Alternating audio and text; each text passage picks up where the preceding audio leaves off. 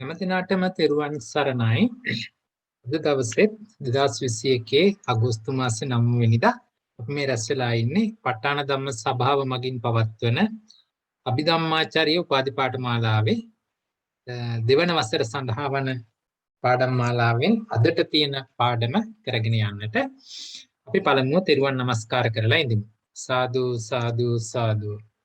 නමෝ තස් භගවතු අරහතෝ සම්බුද්ද නමෝ තස්ස භගවතු අරහතෝ සම්මා සම්බුද්දස්ස නමෝ තස්ස භගවතු අරහතෝ සම්මා සම්බුද්දස්ස විචිත්තමති ගම්භීර මනන්ත ණය මණ්ඩිතං ප ဋ ාණං සම්මසන්තස්ස විමලාමිත බුද්ධියා යස්ස දේහානික්ඛමින්සු සුභාචබ්බන්න රන්සියෝ නීලපීතාරත්ත මංජිට්ඨාච පභස්සරා තං ලෝකනාතං සුගතං ධම්මං ච ජිනසේවිතං සංඝං නිරංඝනං සෙට්ඨං නමාමි සිරසාදරං සාදු සාදු සාදු. හොඳයි, හැමදෙනාටම තෙරුවන් සරණයි. අද දවසේ පාඩම අපි ආරම්භ කරමු. අද දවසේ අපිට කතා කරන්නට තියෙන්නේ අභිධම්ම දුක මාතිකා යටතේ 5 වෙනි පරිච්ඡේදය ග්‍රන්ථ ගොච්ඡකය. හඳුන්වන්නේ ග්‍රන්ථ ගොච්ඡකය කියලා. අපිට මතකනේ ඔක්කොම අභිධර්ම දුක මාතිකා තියෙනවා පරිච්ඡේද 13ක්. ඒ පරිච්ඡේද 13න් අපි මේ දක්වා සාකච්ඡා කරලා තියෙනවා හේතු ගොච්ඡකය, චුල්ලන්තර දුකය, ආසව ගොච්ඡකය, සංයෝජන ගොච්ඡකය කියන 4. අද අපිට තියෙන්නේ 5 වෙනි පරිච්ඡේදයේ ග්‍රන්ථ ගොච්ඡකය. ඒකෙත් දුක 6ක් තියෙනවා. ඒ කියන්නේ පද දෙකේ කොටවල් 6ක් තියෙනවා. ඒ අනුව තනි පද වශයෙන් ගත්තොත් පද 12ක් අපිට කතා කරන්නට තියෙනවා. මේ පද 12 මොනවද කියලා බැලුවා නම් අර වෙනදා වගේම ඉස්සරළම පළවෙනි එක අපි අරගන්නේ ඒ අදාළ මේ ග්‍රන්ථ කියන අර්ථකථනයේ යටතේ වැටෙන ධර්ම කොටස හඳුන්වන්න ග්‍රන්ථා ධම්මා. ඊට පස්සේ එයින් බාහිර වූවන් සියලුම ධර්ම ටික නොග්‍රන්ථා ධම්මා. මේ පිළිවෙලටනේ යන්නේ හැම එකෙම. එහෙමනම් ඒ වගේම ඊට පස්සේ ගන්තනීයා ධම්මා, අගන්තනීයා ධම්මා.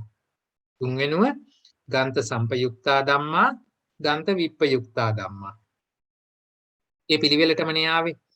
ඊට පස්සේ ගන්තාචේව ධම්මා ගන්තනීයාච ග්‍රන්ථත් වෙලා ගන්තනීයත් වෙන ධර්ම මොනවද? ගන්තනීයාච තේව ධම්මා නොච ග්‍රන්ථා. ගන්තනීය වෙලා හැබැයි ගන්ත නොවන ධර්ම මොනවද? ඊට පස්සේ ගන්තාචේව ධම්මා ගන්ත සම්පයුක්තාච. ග්‍රන්ථත් වෙලා ග්‍රන්ථයොත් එක්ක සම්ප්‍රයුක්ත වෙන්නේ කවුද? ඊට පස්සේ ගන්ත සම්පයුක්තාචේව ධම්මා නොච ගන්තා. ගන්ත සම්පයුක්තයි හැබැයි ගන්ත නෙමෙයි. එහෙම ඉන්නේ කවුද? අය වෙනුව ගන්ත විප්පයුක්තා කෝපන ධම්මා ගන්ත නීයාපි, ගන්ත විප්පයුක්තා කෝපන ධම්මා ගන්ත නීයාපි. ඒ කියන්නේ ගන්ත විප්පයුක්ත ගොඩ අරගෙන දෙකට බෙදලා පෙන්නනවා. ඒ ගන්ත විප්පයුක්ත ගොඩෙන් ගන්ත නීය වෙන්නේ මොනවද? අගන්ත නීය වෙන්නේ මොනවද කියලා. මේ පිළිවෙල හොඳට මතක තියාගන්න. මේ පිළිවෙලට තමයි බොහෝ ගොච්ඡකයන් පද අනුපිළිවෙල දක්වලා තියෙන්නේ. හොඳයි. ඊළඟට අපි දැන් කතා කරන්නට ඕනේ ඒ ධර්මයේ මොනවද කියලා. මොනවද ගන්ත ධර්ම, මොනවද නොගන්ත ධර්ම. එතෙන්ට කලින් පොඩි නිවේදනයකුත් තියෙනවා. පසුගිය වසරේ අපි පවත්වපු අභිධම්ම විභාග වලින් ප්‍රතිඵල නිකුත් වෙලා තියෙනවා බොහොම කල් ගිහිල්ලා. නමුත් මේ කොරෝනා ආදී තත්ත්වයන් නිසා ඒකට අවධානය යොමු කරන්න බැරි වෙලා කල් ගියා. නමුත් ඒක නිකුත් වෙලා තියෙනවා ප්‍රතිඵල. තම තමන්ට මේ වෙනකොට ඊමේල් මාර්ගයෙන් ලැබෙන්නට ඇති විභාග ලියපු අයට සෑහෙන හොඳ ප්‍රවණතාවක් තියෙනවා. ඉතින් ඒක නිසා හැමෝම උත්සාහවත් වෙන්න ඕනේ විභාගෙ ලියන්න. හොඳයි. මේ පාර අපිට තියෙනවා පළවෙනි වසරෙන් ගෞරව සම්මාන 6ක්, ප්‍රථම සම්මාන 12ක්, සාමාන්‍ය සම්මාන 13ක් හැටියට පළවෙනි වසර විභාගෙට ඉදිරිපත් වෙච්ච අය ප්‍රතිඵල දක්වලා තියෙනවා. දෙවෙනි වසර ගැන නම් කියන්න කනගාටුයි. දෙවෙනි වසරට කවුරු එක්කෙනා ඉදිරිපත් වුණේ එයත් විභාගෙට ආවේ නැහැ. මොකද අපි දන්නවා පසුගිය වසරේ කොරෝනා තත්ත්වයත් එක්ක ධම්මසංගණී පන්තිය හරියට කරගන්න අපිට හැකියාවක් ලැබුණේ නැහැ. ඒකේ අඩුපාඩුව වෙන්නට ඇති. ඒකට හරියට කිසි කෙනෙක් ඉදිරිපත් වුණේ නැහැ. තුන්වෙනි වසර සඳහා ඒ කියන්නේ ධම්මාචාර්ය අවසාන. ඒ සඳහා ප්‍රථම සාමාර්ථ 4කුත් සාමාන්‍ය සාමාර්ථ 1කුත් හැටියට 5 දෙනෙක් සාමාර්ථ ලැබලා තියෙනවා. අභිධම්ම විශාරද පළවෙනි වසරේදී ප්‍රථම සාමාර්ථයකුත් සාමාන්‍ය සාමාර්ථ 3කුත් ලබාගෙන තියෙනවා. ඉතින් සතුටු වෙන්නට පුළුවන්. මේ කොරෝනා කරදර අස්සෙත් බය නැතුව විභාගයට ඇවිල්ලා විභාගයට ලියලා ඉතින් මේ වගේ ප්‍රතිඵල ලබාගත් එක උගන්නපු අපිටත් සතුටුයි. ඔයගොල්ලන්ටත් පුළුවන් ඉදිරි විභාගවලට ඉදිරිපත් වෙන්නට. ඒ විදිහට හිතලා බලන්න කොහොමද වෙන්නේ කියලා මේ වසරේ වාතාවරණයන් සැකසෙන පරිදි දෙසැම්බර් පුළුවන් වුණොත් එහෙම තියමු, බැරි වුණොත් පෙබරවාරිගත උත්සාහ කරමු තියන්නට. ඒ නිසා දැම්මම ලෑස්ති වෙන්න. අපි නොවැම්බර් අග වෙනකොට පාඨමාලාව අවසන් කරනවා. ඒ නිසා ඔයගොල්ලන්ට කාල වේලා තියෙනවා ඒ සඳහා සූදානම් වෙන්න. හොඳයි. ඊළඟට අපි දැන් කතා කරමින් ආවේ ගන්ත ගොච්ඡකය ගැන. එහිදී පළවෙනි පදයේ ගන්තා ධම්මා කියන එක ඉස්සරළම දැන් කතා කරමු. ගන්ත කියන්නේ මොනවද? මෙතනදී අභිධර්මයේ තුල ගන්ත කියලා කියන්නේ යස සංවිජ්ජಂತಿ තං චුතිපටිසන්ධි වශයෙන් වට්ටස්මින් ගන්තේන්ති ගඨෙන්තේන්ති ගන්තෝ. අන්න බලන්න එතකොට කොහොමද මේ ගන්ත කියන එක විස්තර වුනේ? යමෙකුට මේ ගන්ත කියන ස්වභාවය විද්‍යාමාන වෙනවා නම් ඒ ග්‍රන්ථයෝ විසින් තුතිය පටිසන්ධිය වශයෙන් සසරට වෙලනවා. එහෙම නැත්නම් සසරේ ගටනවා. සසරට යොදවනවා. මෙන්න මේ විදිහට මේ සසරේ වෙලන අර්ථයෙන් තමයි ග්‍රන්ථ කියලා කියන්නේ. අර්ථසාලනීය දීපු අර්ථකථනය. අර්ථසාලනීය කියන්නේ ධම්මසංගණී අටුවාව. කොහොමද එතකොට අපි ග්‍රන්ථ කියන එක තේරුම් ගන්නේ? මේ චුති ප්‍රතිසන්ධි වශයෙන්. ඒ කියන්නේ මේ භවයේ අපි මරණයටපත් වෙනකොටම නැවත වතාවක් ප්‍රතිසන්ධි වශයෙන් ඊළඟ භවයේ අපිව ගැට ගන්නවා. හරි, මේ විදිහට ගැට ගන්නට හේතු වන මූලික ධර්ම කිහිපයක් තියෙනවා. අන්න ඒ ධර්ම ටික තමයි මෙතනදී මේ ගන්ත කියලා ඉස්මතු කරලා පෙන්නන්නේ. දැන් බලන්න අපිට මේ අකුසල ධර්ම ගැන කතා කරද්දී මේ අකුසලයෝ එක එක ස්වરૂපයෙන් මතුවෙන ආකාරය තථාගත බුදුරජාණන් වහන්සේ දේශනා කරලා තියෙනවා. උදාහරණයක් හැටියට අපි මෙතෙක් කතා කරපු ඒවා ගැන බැලුවා නම් අපි ඉස්සල්ලාම කතා කළා ආසව කියලා ස්වභාවයක්. ඒ කියන්නේ මේ සත්වයා මත් කරවන අර්ථයෙන් මේ අකුසලයේහි මත් කරවන අර්ථයෙන් ආසවයි කියලා කිව්වා. ඊළඟට අපි කතා කළා මේ විදිහට අපි කතා කරගෙන ඇවිල්ලා අපි මොනවද ගිය සතියේ කතා කරන්නේ? අපි ගිය සතියේ කතා කළා සංයෝජන, සසරෙහි බැඳ තබන අර්ථයෙන්. සංයෝජන කියලා කතාවක්. ඊට පස්සේ ආසව කියන්නේ මත් කරවන අර්ථයෙන්. එතකොට ඊටත් කලින් කතිය කතා කළා තවත් අකුසල ස්වභාවය අපි ගොච්චක හැටියට කතා කළේ දෙකයි. හරි? එතකොට අද අපි කතා කරන්නේ ගන්ධ.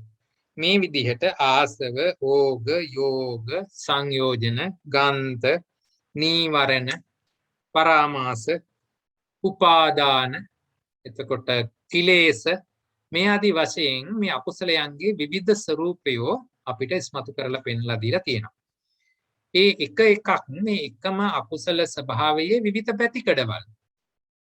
කොයි ආකාරයෙන්ද අපුව සසරෙන් එතර වන්නට නොදී මේ සසර තුල යොදවන්නේ, වෙලන්නේ, ගැට ගහන්නේ, මත් කරවන්නේ ආදී වශයෙන් අකුසලය තුලම අපුව යොදවලා සසරෙන් ගැලවෙන්නට නොදී තියන ස්වභාවයන් ගැන තමයි මේ කතා කරන්නේ. ඉතින් මේවා අපි හරියට ඉගෙනගෙන මේ ස්වභාවයන් හරියට තේරුම් අරගෙන ඒ අනුව අපේ ප්‍රතිචාර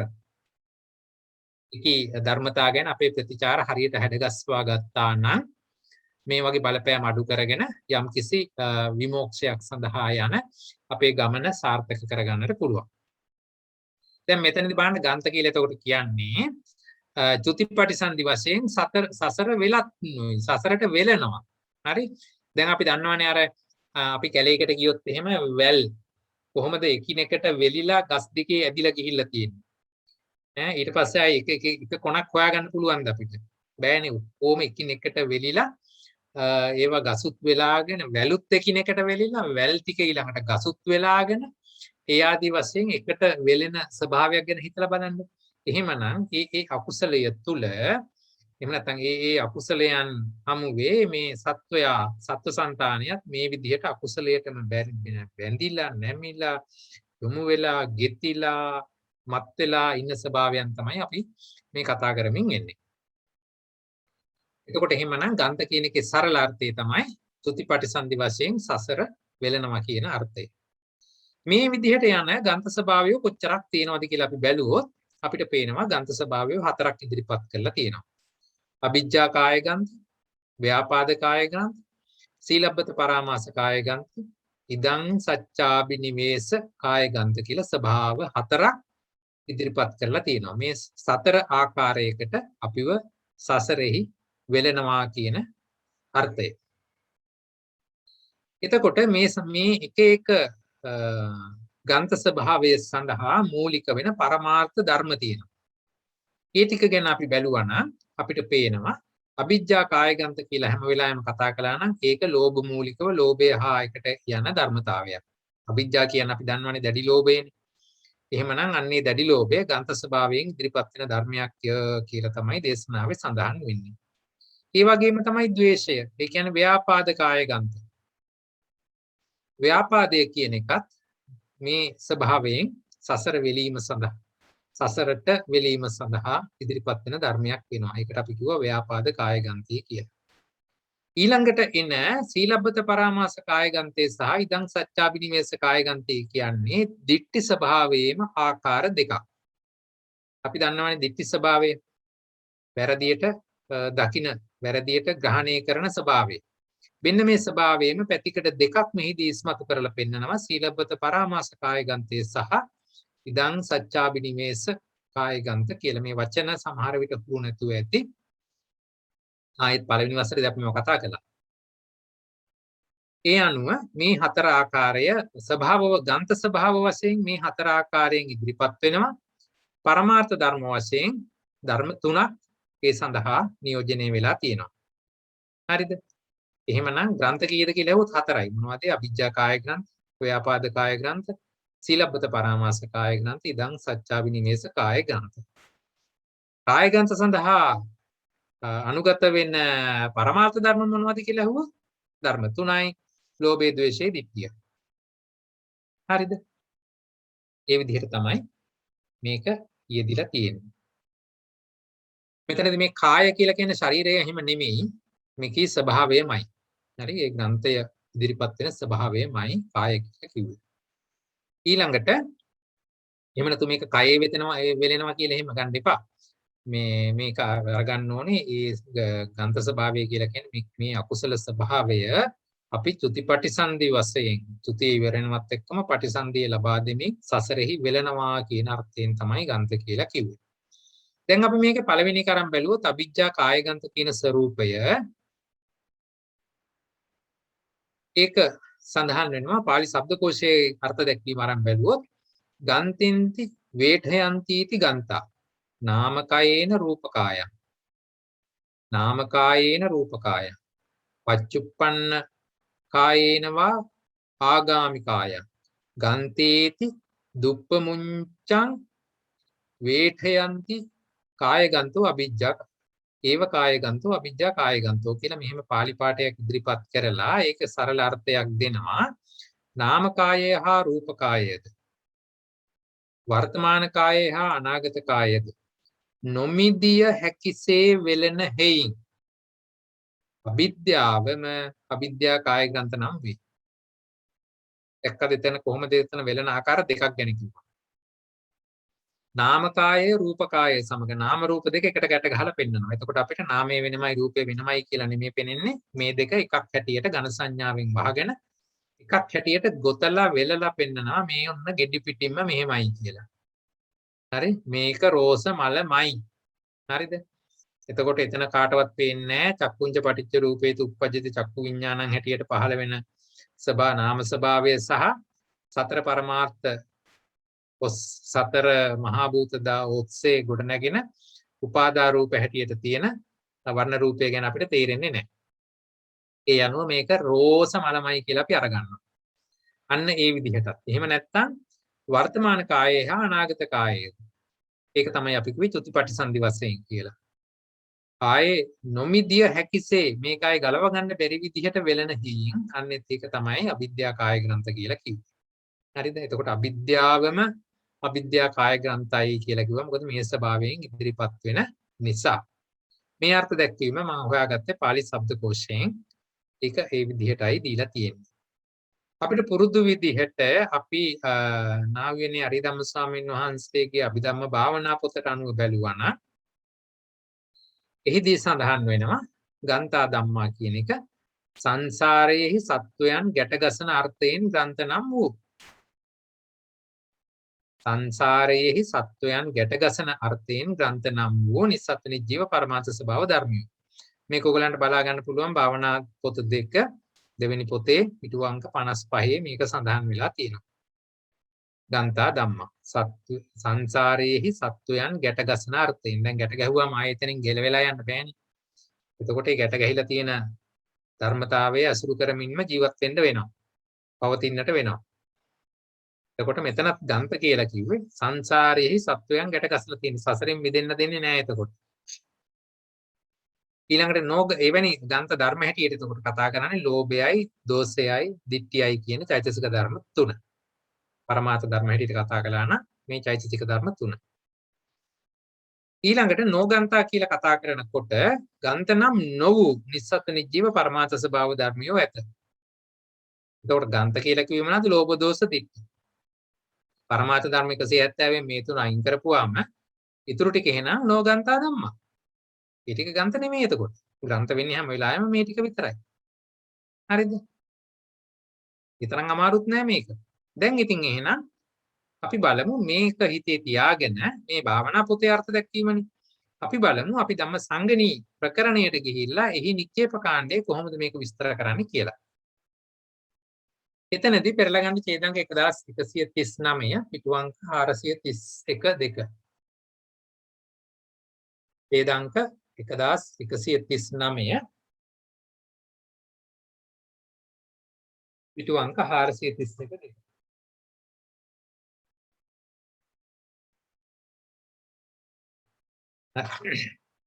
එතන මේ විදිහට සඳහන් වෙනවා රතමේ ධම්මා ගන්තා දත්තාරෝ ගන්තා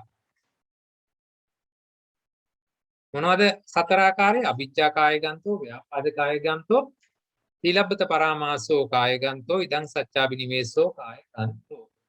හරිද?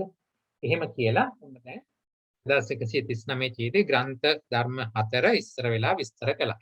අර්ථ දැක්වුවා. අවිජ්ජා කාය ග්‍රන්ථයයි ව්‍යාපාද කාය ග්‍රන්ථයයි සීලබ්බත පරාමාස කාය ග්‍රන්ථයයි ඉදං සච්චාබිනිවේස කාය ග්‍රන්ථයයි කියලා කිව්වා. ඊළඟට ඡේද වලින් මේ එක එකක් විස්තර කරනවා. ඡේද 1140න් අවිජ්ජා කාය ග්‍රන්ථය විස්තර කරනවා. 41න් ව්‍යාපාද කාය ග්‍රන්ථය, 42න් සීලබ්බත පරාමාස කාය ග්‍රන්ථය, 43න් ඊළඟ එක ඉදං සච්චාබිනිවේස කාය ග්‍රන්ථය විස්තර කරනවා. පෙරලා ගන්න 1140ට කොහොමද කියලා තියෙන්නේ? කියවන්න බෑන පළවෙනි එක. පොතක් තියෙන කෙනෙක් කවුරු හරි කියවන්න බෑන ඡේද 1140 ධම්මසංගණී ප්‍රකරණේ නික්කේප කාණ්ඩයේ පිටු අංක 430 තුල තියෙන්නේ यो रागो सरागो अनुनयो හරි अनुरोधो හරි ඇති. දැන් ඔතන පටන් ගත්තේ කොහොමද එතකොට? ඔතන පටන් ගත්තේ යෝ රාගෝ සරාගෝ කියලා. හරිද? අපි දන්නවා මෙතනදී අපිට පරමාර්ථ ධර්ම තුනයි හම්බ වුණේ. මොනවද? අවිජ්ජා කාය ග්‍රන්ථ ව්‍යාපාද ලෝභ දෝෂ ditthi. හරිද? එතකොට දැන් අපි දන්නවා මෙතන කෙලින්ම මේ කතා කරන්නේ අවිජ්ජා කාය ග්‍රන්ථ කියන අවිජ්ජා කියලා කියන්නේ ලෝභය. ඒක පටන් අරන් තියෙන්නේ යෝ රාගෝ සරාගෝ ආදී වශයෙන්. යම්කිසි රාග ස්වභාවයක් සරාගී ස්වභාවයක් ආදී වශයෙන් කියලා පටන් ගන්නවා. හොඳයි. කොහොමම පෙරලන්න ඡේදාංක 1102. ඡේදාංක 1102. අංක 416 ඡේදාංක 1102 මොකක්ද ඒකේ තියෙන හෙඩින් එක? තත්ත කතනෝ කාමාස. එතන කතා කරන්නේ කාමාසවය ගැන. එතකොට කාමාසවය කියලා කියන්නේ ලෝභය නෙමේද? ඒත් ලෝභයමයි. හරිද? එහෙමනම් එතන පටන් අරන් තියෙන්නේ කොහොමද? යෝ කාමේසු කාමච්ඡන්தோ කාමරාගෝ කාමනන්දී කාම තණ්හා. අර බලන්න එතකොට දැන් ඒ එක තැනක්. හරිද? 1102 දී පටන් අරන් තියෙන්නේ යෝ කාමේසු කාමච්ඡන්தோ කාමරාගෝ ආදී වශයෙන්. මෙතනදී ඒ විදිහට යෝ කාමේසු කාමච්ඡන්தோ කියලා කියන්නේ නැතුව මෙතන කතා කරනවා යෝ රාගෝ සරාගෝ ආදී වශයෙන්. ඔය විදිහටම කම්පෙයාර් කරලා බැලුවොත් ඡේදාංක 1118 සංයෝජන ගොච්ඡකයට දීපු කාමරාග සංයෝජනේ විස්තර කරන තැනත් ඔයගොල්ලන් බැලුවොත් පෙනේ ඡේදාංක 1118 එතන පටන් අරන් තියෙන්නේ යෝ කාමේසු කාමච්ඡන්தோ ආදී වශයෙන්. එතකොට බලන්න එහිමනම් මේ සාමාන්‍ය ලෝභය දැන් මෙතන මේ වචන කීයක් විතරක්ද මෙතන? මේ 1140 මේ ලොකු ඡේදයක් නේ තියෙන්නේ මෙතන වචන කීයක් විතරක්ද? මේක ඔයගොල්ලෝ ගණන් කළොත් හරියටම වචන 100ක් තියෙනවා මෙතන. මේ ලෝභ ස්වභාවය හඳුන්වන්නට වචන 100ක් මෙතන දීලා තියෙනවා. රාගෝ කියපු තැන ඉඳලා අකුසල මූලං කියන තැන වෙනකන් මේ ටික තුල වචන 100ක් මෙතන දීලා තියෙනවා. මේ වචන 100 තුලින්ම විස්තර කරනවා මේ ලෝභය කියන ස්වභාවයේ ආයේ ඉතුරුවක් නැතුව මේ කියන්නේ නිප්පදේශ වශයෙන්ම ලෝභය ඒ ආකාරයෙන්ම අරගෙන විස්තර කරලා මෙතනදී පෙන්නනවා. මේක සිංහල පැත්ත අරගෙන බැලුවොත් මේ බලන්නකෝ 1140 සිංහල පැත්ත අරගෙන බැලුවොත් යම් රාගයේ බලවත් රාගයේ අනුනේ ආදී වශයෙන් කියාගෙන ගිහිල්ලා ජල්පිත භවෙක් නකුට සැලුමෙක් නිකාන්තියෙක් අනුශයෙක් ලෝභ අකුසල මූලයෙක් මේ ආදී වශයෙන් ඉතාසින් දැන් නකුට වනන්නේ කවුද? එතකොට බලුපැටිය නකුට වනනවා. එතකොට ඒ ස්වභාවය තුල පවා දකින්නට හම්බ වෙන මේ ලෝභ ස්වභාවය තමයි මේ පෙන්නන්නේ. ඒ හැම එකක්ම අවිජ්ජා කාය ග්‍රන්ථ හැටියට අර්ථ දැක්වෙනවයි කියන එක පෙන්නනවා. හැබැයි මේක පටන් අර ගන්නකොට මොකද්ද මේ යෝ කාමේසු කාමච්ඡන්தோ කියලා පටන් ගත්තේ නැහැ. හේතුව කාමච්ඡන්ද ස්වභාවය මූලික අවිද්‍යා ස්වභාවයෙන් වෙන් කරලා පෙන්වන්නට ඕන නිසා මේක අර විදිහට යෝ කාමේසු කාමච්ඡන්தோ කියලා පටන් ගත්තේ නැහැ. මොකද කාමච්ඡන්දේ කියලා ගත්තොත් කාම භූමියේ විතරක් කියන අදහස එන්න පුළුවන් නිසා. මොකද අපි ගත්තොත් බ්‍රහ්ම ලෝක 16 තුල යට බ්‍රහ්ම තලවල ඉන්න බ්‍රහ්මයන් කෙරෙහි තේ විමාන ආදිය කෙරෙහි ඔවුන්ට චන්දරාගයක් ඇති වෙනවා. නමුත් ඒ කියන චන්දරාගේ කාමාසවය නොවේ කියන එක පෙන්වා ගන්න ඕන නිසා මෙතන අර විදිහට යෝ කාමේසු කාමච්ඡන්தோ කියන්නේ නැතුව යෝ රාගෝ සරාගෝ ආදී වශයෙන් විස්තර කරලා පෙන්වනවා. මෙවැනි සියුම් තැන් මෙතන තියෙනවා. හැබැයි අටුවාව විස්තර කරනවා මේ වචන 100කින් මේ ආකාරයට කිව්වත් හරිද? එසේ නැතුව කලින් වතාවේ වාගේ වචන 8කින් කිව්වත් ඒ කොයි ස්වභාවයත් නිප්පදේශ වශයෙන් ගත යුතුයි කියලා. හරිද? ඒ තැනට අනුරූප වූ කාම ස්වභාවය පූර්ණ වශයෙන් ගත යුතුයි. එහෙම තේරුම් ගත්තා නම් ලේසි. ඉතින් අඩුතරමින් මේ වචන 100 තුලින් වචන කිහිපයක්වත් ඔයගොල්ලන්ගේ මතකයට එන්න කටපාඩමේ තියෙන අවශ්‍යයි විභාගෙට එහෙම ඇව්වොත් මේ වචන 100ම ලිව්වේ නැතුවට කමන්නේ. නමුත් අඩු ගානේ වචන කිහිපයක් හරි දක්වලා මේ ආදී වශයෙන් විස්තර වෙන තැන කියලා කියන්න හෝ දක්ෂ වෙන්නට ඕනේ. හරිද? හොඳයි. එහෙමනම් පාලි පැත්තත් කියවලා බලන්න, සිංහල පැත්තත් කියවලා බලන්න. ඒ විදිහට අවිද්‍යා කාය ග්‍රන්ථය කියන එක අපි ලෝභ ස්වභාවයේ යම් ආකාරයකට ඉගෙන ගත්තේ. එය විස්තර වෙන ආකාරය තමයි එහි දක්වලා තියෙන්නේ. හරිද? ඒ වචන වල එක එක අර්ථය සිංහල පැත්තත් එක්ක ගලපලා තේරුම් ගන්න උත්සාහ ගන්න. මෙතන වචන 100ක් තියෙනවා කියන එකත් මතක තියාගන්න. හරිද? ඊළඟට මේ තමයි අවිද්‍යා කාය ග්‍රන්ථ විස්තර කරලා තියෙන ආකාරය. ඊට පස්සේ එනවා ව්‍යාපාද කාය ග්‍රන්ථය කියලා. එතනදී කොහොමද මේක විස්තර කරන්නේ? අනත්තං මේ අචරීති ආඝාතෝ ජායති. මේ ආදී වශයෙන් මේක විස්තර කරනවා. අනත්තං මේ ආචරති. අනත්තං මේ අචරති. හරි ආචරති නෙමෙයි. අනත්තං මේ අචරීති ආඝාතෝ ජායති. මට පාඩුවක් කළා. එහෙම නැත්නම් අනබිවෘද්ධියක් කළා. මේ ආදී වශයෙන් මට නරකක් කළා. පාඩුවක් කළා. ඊළඟට අනත්තං මේ අචරිතී ආඝාතෝ ජායති අනත්තං මේ චරතිති ආඝාතෝ ජායති. මේ විදිහට මේක විස්තර වෙනවා. මොකද සූත්‍රය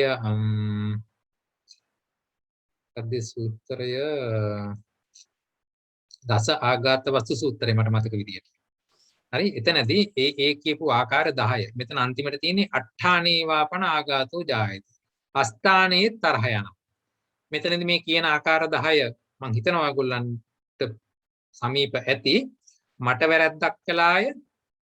ඊළඟට මට වැරද්දක් දැන් කරනවායි මට වැරද්දක් අනාගතයේ කරાવી මට වැරද්දක් අතීතයේ කරાવી කියලා කාල තුනට මම සලකගෙනත් ඊට පස්සේ මගේ යාළුවාට එහෙම නැත්නම් මගේ හිතවතාට දැන් වැරද්දක් කරයි අතීතයේ වැරද්දක් කළේ අනාගතයේ වරදක් කරන්නේ කියන තුනයි. එතකොට 6යි.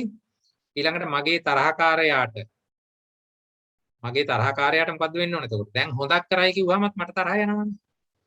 අතීතයේ හොඳ කළා කියලා ඇහුවත් තරහ යනවනේ. අනාගතයේ හොඳ කරන්න වෙයි කියලා ඇහුවොත් ඒත් තරහ යනවනේ. එතකොට දැන් මම මගේ යාළුවා මගේ තරහකාරයා කියන තුන් දෙනාට කාල තුනට යොමු කරලා එතන 9ක් ස්වභාව පෙන්නනවා. තරහ ඇති වෙන ස්වභාව 9ක්. ඊට අමතරව පාරේ තියෙන ගලක කකුල හැප්පුණාමත් අපිට තරහ යනවනේ. එළියට බහිනකොට වහින්න එනකොටත් තරහ යනවනේ. ඇඳුම අඳින්න ගන්නකොට ඇඳුම හිරනම් ඒත් තරහ යනවනේ. එතකොට මොනවද මේ මාස්ක් එක දාගන්න ගියාම මාස්ක් එක ගෙදර මාස්ක් එක දැන් පරණ එකම නම් දාන්න තියෙන අන්න ආයෙත් තරහ යනවනේ. මේ කීයක් නම් තැන්වලදී අපිට තරහ යනවා. දැන් මේකට කිව්ව අට්ඨානේ අස්ථානේ තරහ යන තැන්. හයියෙන් පෑවුවත් තරහ යනවා, හයියෙන් වැස්සත් තරහ යනවා. හරි. එතකොට තැනක් නොතැනක් නැතුව අපිට තරහ යන ස්වභාවයක් තියෙනවා. මේ දසවෙනි ආකාරය. මේ ආකාර 10න් ඕනෑම ආකාරයකට අපිට තරහ එන්න පුළුවන් කියලා දස ආඝාත වස්තු සූත්‍රයෙන් බුදුහාමුදුරු විස්තර කළා. ඒ ස්වභාවයෙන්ම තමයි මෙතන ඉස්මතු කරලා පෙන්නන්නේ. මේ කොයි ස්වභාවයෙන් හරි සිතට ආවන චිත්තස්ස ආඝාතෝ සිතේ හැපීමක් වුණා නම් පටිඝ ස්වභාවයක් ඇති වුණා නම් එහෙම නැත්නම් සිත පෙළෙමින් උපදින ස්වභාවයක් ඇති වුණා නම් ඊළඟට චිත්තස්ස ආඝාතෝ පටිඝාතෝ බලවත්ව පෙළෙමින් ආවන පටිඝං ගැටෙන ස්වභාවයක් තියෙනවා නම් පටිවිරෝධෝ ප්‍රතිවිරුද්ධ වෙන ස්වභාවයක් තියෙනවා නම් කෝපෝ කෝප වෙන ස්වභාවයක් තියෙනවා නම් පකෝපෝ සම්පකෝපෝ මේ යන්න බලන්න. එතකොට ඒවර අර අනුප්‍රාස රසය එන විදිහට මොනවද ඒකට කියන්නේ උපසර්ග දාලා ඒක වැඩි දියුණු කරලා පෙන්නනවා මේ කෝප වෙන ස්වභාවය. දෝසෝ හරි ද්වේෂ ස්වභාවයක් ඇති වෙනවා නම් දූෂ්‍ය වීමක් වෙනවා නම් දෝසෝ පදෝසෝ සම්පදෝසෝ අන්න එතනත් බලන්න උපසර්ග දාලා ඒක වැඩි කරලා කිව්වා. හරි ඊළඟට චිත්තස්ස ව්‍යාපත්ති. හරි මොකක්ද ඒ කියන්නේ ව්‍යාපත්ති කියන්නේ සිත විනාශ වී ගිය බව සිත වෙනස් වෙන වගේ. හරි අපූර්වට තිබිච්ච සිත දැන් ඔන්න නරකට හැරුණා කියන ඒවැනි ස්වභාවය.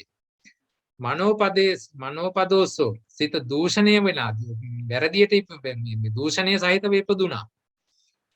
කෝදෝ නැවත වතාවක් කිපෙනවා. කුජ්ජනා කිපෙන ස්වභාවය.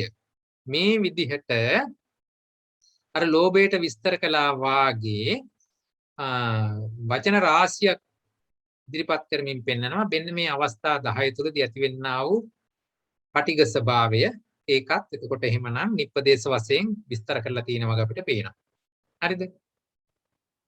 මේ විදිහට දැන් මේ 10 මෙන්න මේ ආකාරයට දෝසෝ දුස්සනා දුස්සිතත්තං මේ විදිහට කියලා මේ කොහොමද අපිට අකුසල ස්වභාවයන් ඇති වෙන්නේ ව්‍යාපාද ස්වභාවය ඇති වෙන්නේ කියන එක අර අකුසල නිර්දේශයේ දක්වපු විදිහට ඔන්න දැන් පෙන්නනවා. හරිද? එතකොට මෙන්න මෙවැනි ස්වභාවයක් ව්‍යාපාදකාය ග්‍රන්ථයේ විදිහට ඇවිල්ලා ඒ ස්වභාවය සත්වයා සසරේ ගැට ගන්න තත්වයකට පත්වර කරනවා. හරිද? එවැනි ස්වභාවයක් තමයි මෙතන මේ විස්තර කරලා තියෙන්නේ. වැඩිදුර විස්තර බලන්න පුළුවන් අංගුත්තර නිකායේ දසක නිපාතේ මට මතක වුණේ දසක නිපාතේනේ. දස ආඝාත වස්තු සූත්‍රය. හරිද? 10 දස කියලා නැද්ද කොහෙද? ආගත වස්තු සූත්‍රයේ. හරි මේ ආකාර 10 පෙන්නනවා. මේ 10න් මේ 10න් පළවෙනි 9ම පවතින සත්වයා කෙරෙහි නේ අපි මේ තරහ ඇති කරගන්නේ. එක්ක මම නැත්තම් මගේ යාළුවා නැත්තම් මගේ තරහකාරය ආදී වශයෙන් සත්වයා කෙරෙහිමයි. එහෙමනම් අටුවාව කියනවා අන්න ඒ 9 ආකාරය පළවෙනියට කතා කරන 9 ආකාරය තමයි කර්මපත බවට පත් වෙන්නේ. දසවෙනි එක ඇවිල්ලා අස්ථානයේනේ. වැඩියෙන් පෑවුවත් තරහ යනවා, වැඩියෙන් වැස්සත් තරහ යනවා, කකුල ගලක හැප්පුණත් තරහ යනවා, ගල කකුලේ හැප්පුණත් තරහ යනවා. එතකොට ඒක සාමාන්‍ය සංස්කාරයක් කෙරෙහි ඇති වෙන කර්ම ස්වභාවයක් නිසා ඒක කර්මපතයක් වෙන්නේ නැtei කියලා අටුවාව විස්තර කරලා දෙනවා. කොහොමින් හරි අපි දන්නවා මේ ව්‍යාපාද කායගන්තය ආවොත් ඉතින් බලන්නකො තාමත් දෙව්දත් හාමුදුරුවෝ ඇයි මොනවද සංසාරේ යෙතිලා ඉන්නේ. තේරිවාණිජ වෙලෙන්ද විදිහට කරගත්තු පාපේනේ. ඒක නවත්ත ගන්න බැරුව බුදුරජාණන් වහන්සේ හමුවේ නැවත වතාවක් ද්වේෂය ඇති කරගත්තා. ඒ නිසාවෙන් අදටත් අපායේ පැහැෙනවා නේද? ඉතින් ඒක මෙතකොට ගැඹුර තේරුම් ගත්ත හැකිනේ. හරි. මේ තමයි ව්‍යාපාද කාය ග්‍රන්ථය කියලා කියන්නේ. ඊළඟට සීලබ්බත පරාමාස කාය ග්‍රන්ථය කිව්වහම සීලබ්බත පරාමාස කාය ග්‍රන්ථය කොහොමද විස්තර කරන්නේ? ඊතෝ බහිද්ධා සමන බ්‍රාහ්මනානං සීලේන සුද්ධි වතේන සීලේන සුද්ධි වතේන සුද්ධි සීලබ්බතේන සුද්ධි. අන්න. සීලයෙන් වෘතයෙන් සුද්ධ ස්වභාවය ලබා ගන්න පුළුවන් කොහෙදද? බහිද්ධා සමන බ්‍රාහ්මනා. බාහිර ශාසනය තුලින් අපිට සීල විසුද්ධියක් ගන්න පුළුවන්. වෘත වශයෙන් සමාදන් වීම වශයෙන් අපිට විසුද්ධියක් ලබා ගන්න පුළුවන් කියලා යම් කිසි කෙනෙක් හිතනවා නම් ඒකම දෘෂ්ටියක් හැටියට ඔහු අරගෙන තියෙනවා නම් අන්න මේක තමයි කියන්නේ සීලබ්බත පරාමාස කාය ග්‍රන්ථය කියලා. ඒ කියන්නේ යම් කිසි දෘෂ්ටි ස්වභාවයක්. ඒ දෘෂ්ටි ස්වභාවය එක පැත්තකට ඉලක්ක කරලා පෙන්නනවා. බාහිර ශාසනය තුලින් විමෝක්ෂය ලබා ගන්න පුළුවන් කියලා. එහි තියෙන සීලයෙන් එහි තියෙන වෘත සමාදානය තුල නිත්‍ය විමෝක්ෂයක් ලබා ගන්න පුළුවන් කියලා කෙනෙක් දෘෂ්ටිගත වෙනවා නම් අන්න ඒකට තමයි සීලබ්බත කාය ග්‍රන්ථය කියලා කිව්වේ. හරිනේ. එතකොට සිංහල පැත්ත බැලුවත් ඒකේ විදිහමයි මේ සස්නෙන් බැහැර මහාන බමුණන්ගේ සීලයෙන් සුද්ධිය, වෘතයෙන් සුද්ධිය, සීල වෘතයෙන් සුද්ධියයි මෙබඳු යම් දෘෂ්ටිගතයක් තියෙනවා නම් අන්න ඒක තමයි සීලබ්බත පරාමාසය කියලා කිව්වේ. ඒ අනුව දැන් අපි තේරුම් ගන්නට ඕනේ හේතුඵල ධම තුලින් දුක පිරිසිඳ දැකලා ඒ අනුව දුක්ඛ සත්‍ය ප්‍රහාණය කරනවා හැර මේ සමුදය සත්‍ය ප්‍රහාණය කරලා විමෝක්ෂය ලබා ගන්නවා හැර වෙනත් මාර්ගයක් තියෙනවා කියලා යම් කිසි කෙනෙක්ට හැඟෙනවා නම් ඒ හැඟෙන ස්වභාවයෙන්ම සීලබ්බත පරාමාසය. සරලව කිව්වනම් එච්චරයි. මේ නිසානේ යේ ධම්මා හේතුප්පබවා කියලා කියනකොටම සමහර මොනවද අස්සජී හාමුදුරුවෝ දේශනා කරනකොටම පරිඋත් හාමුදුරුවෝ බිහි වෙන්නේ නිසානේ. හරි? ඉතින් යම් කිසි කෙනෙක් හිතනවා නම් මේ හේතුඵල ධම තේරුම් නොගෙන වෙන ආකාරයකට මේ දේ කරන්න පුළුවන් කියලා අන්න සීලබ්බත පරාමාසය. හරි මොකද හේතුඵල ධම විස්තර වෙන්නේ තථාගත බුදු සාසනයේ විතර නිසා. හරිනේ. ඊට පස්සේ ඉදන් සච්ඡාබිනිවේෂ කාය ග්‍රන්ථය කියන්නේ නැවත වතාවක් දෘෂ්ටියමයි. හැබැයි ඒ දෘෂ්ටිය වනාහි අනිකුත් සියලුම දෘෂ්ටීන් මොකක් හැරලද? සීලබ්බත පරාමාස හැර අනිකුත් සියලුම දෘෂ්ටීන් ඉදන් සච්ඡාබිනිවේෂ කාය ග්‍රන්ථ කියලා ගන්නවා. මං හිතන විදිහමයි හරි කියලා කිසියම් වැරදි දෘෂ්ටියකට ආවනම් එහෙම නැත්නම් Tamanට ආපු වැරදි දෘෂ්ටියම හරි වශයෙන් බාරගත්තා නම් ඒක මතම ජීවත් වෙනවා නම් ඒකම හරි කියන උත්සාහ ගන්නවා නම් උදාහරණයක් හැටියට බුදුහාමුදුරුව පහළ වුණේ මේ ලංකාද්වීපයේ කියලා කෙනෙකුට හිතුණා නම් අපූර්වට ඒක දැඩිව අරගෙන ඒ ඔස්සේම හිතන්නට යනකොට ඔහුට අපූර්වට ඊට අදාළ සාධකත් හම්බ වෙනවානේ. හරි? තව හිතනකොට තව සාධක හම්බ වෙනවා. තව පිරිස හම්බ වෙනවා. ඉතින් ගොඩාක් දේවල් ඇති වෙනවා. අන්න බලන්න සසරට බැඳිලා යන හැටි. හරි? කිසියම් ආකාරයක වැරදි දෘෂ්ටියක් ගත්තද ඒක අරගත්ත ගමන් ඒ තුල ගෙතෙනවා, ගොඩ ගැහෙනවා, හිතෙනවා, ඔක්කොම දේවල් සිද්ධ වෙනවා. එහෙම වෙන්න ඔහුට ඒ සඳහාම ඒකට උත්තරත් හම්බ වෙනවා. මේක මෙහෙම්මම තමයි කියලා තව තව වැඩියෙන් හිතනවා. අන්න ඒ සියලුම දෘෂ්ටිගතයන් මෙතෙන්ට එක්කහුව වෙනවා.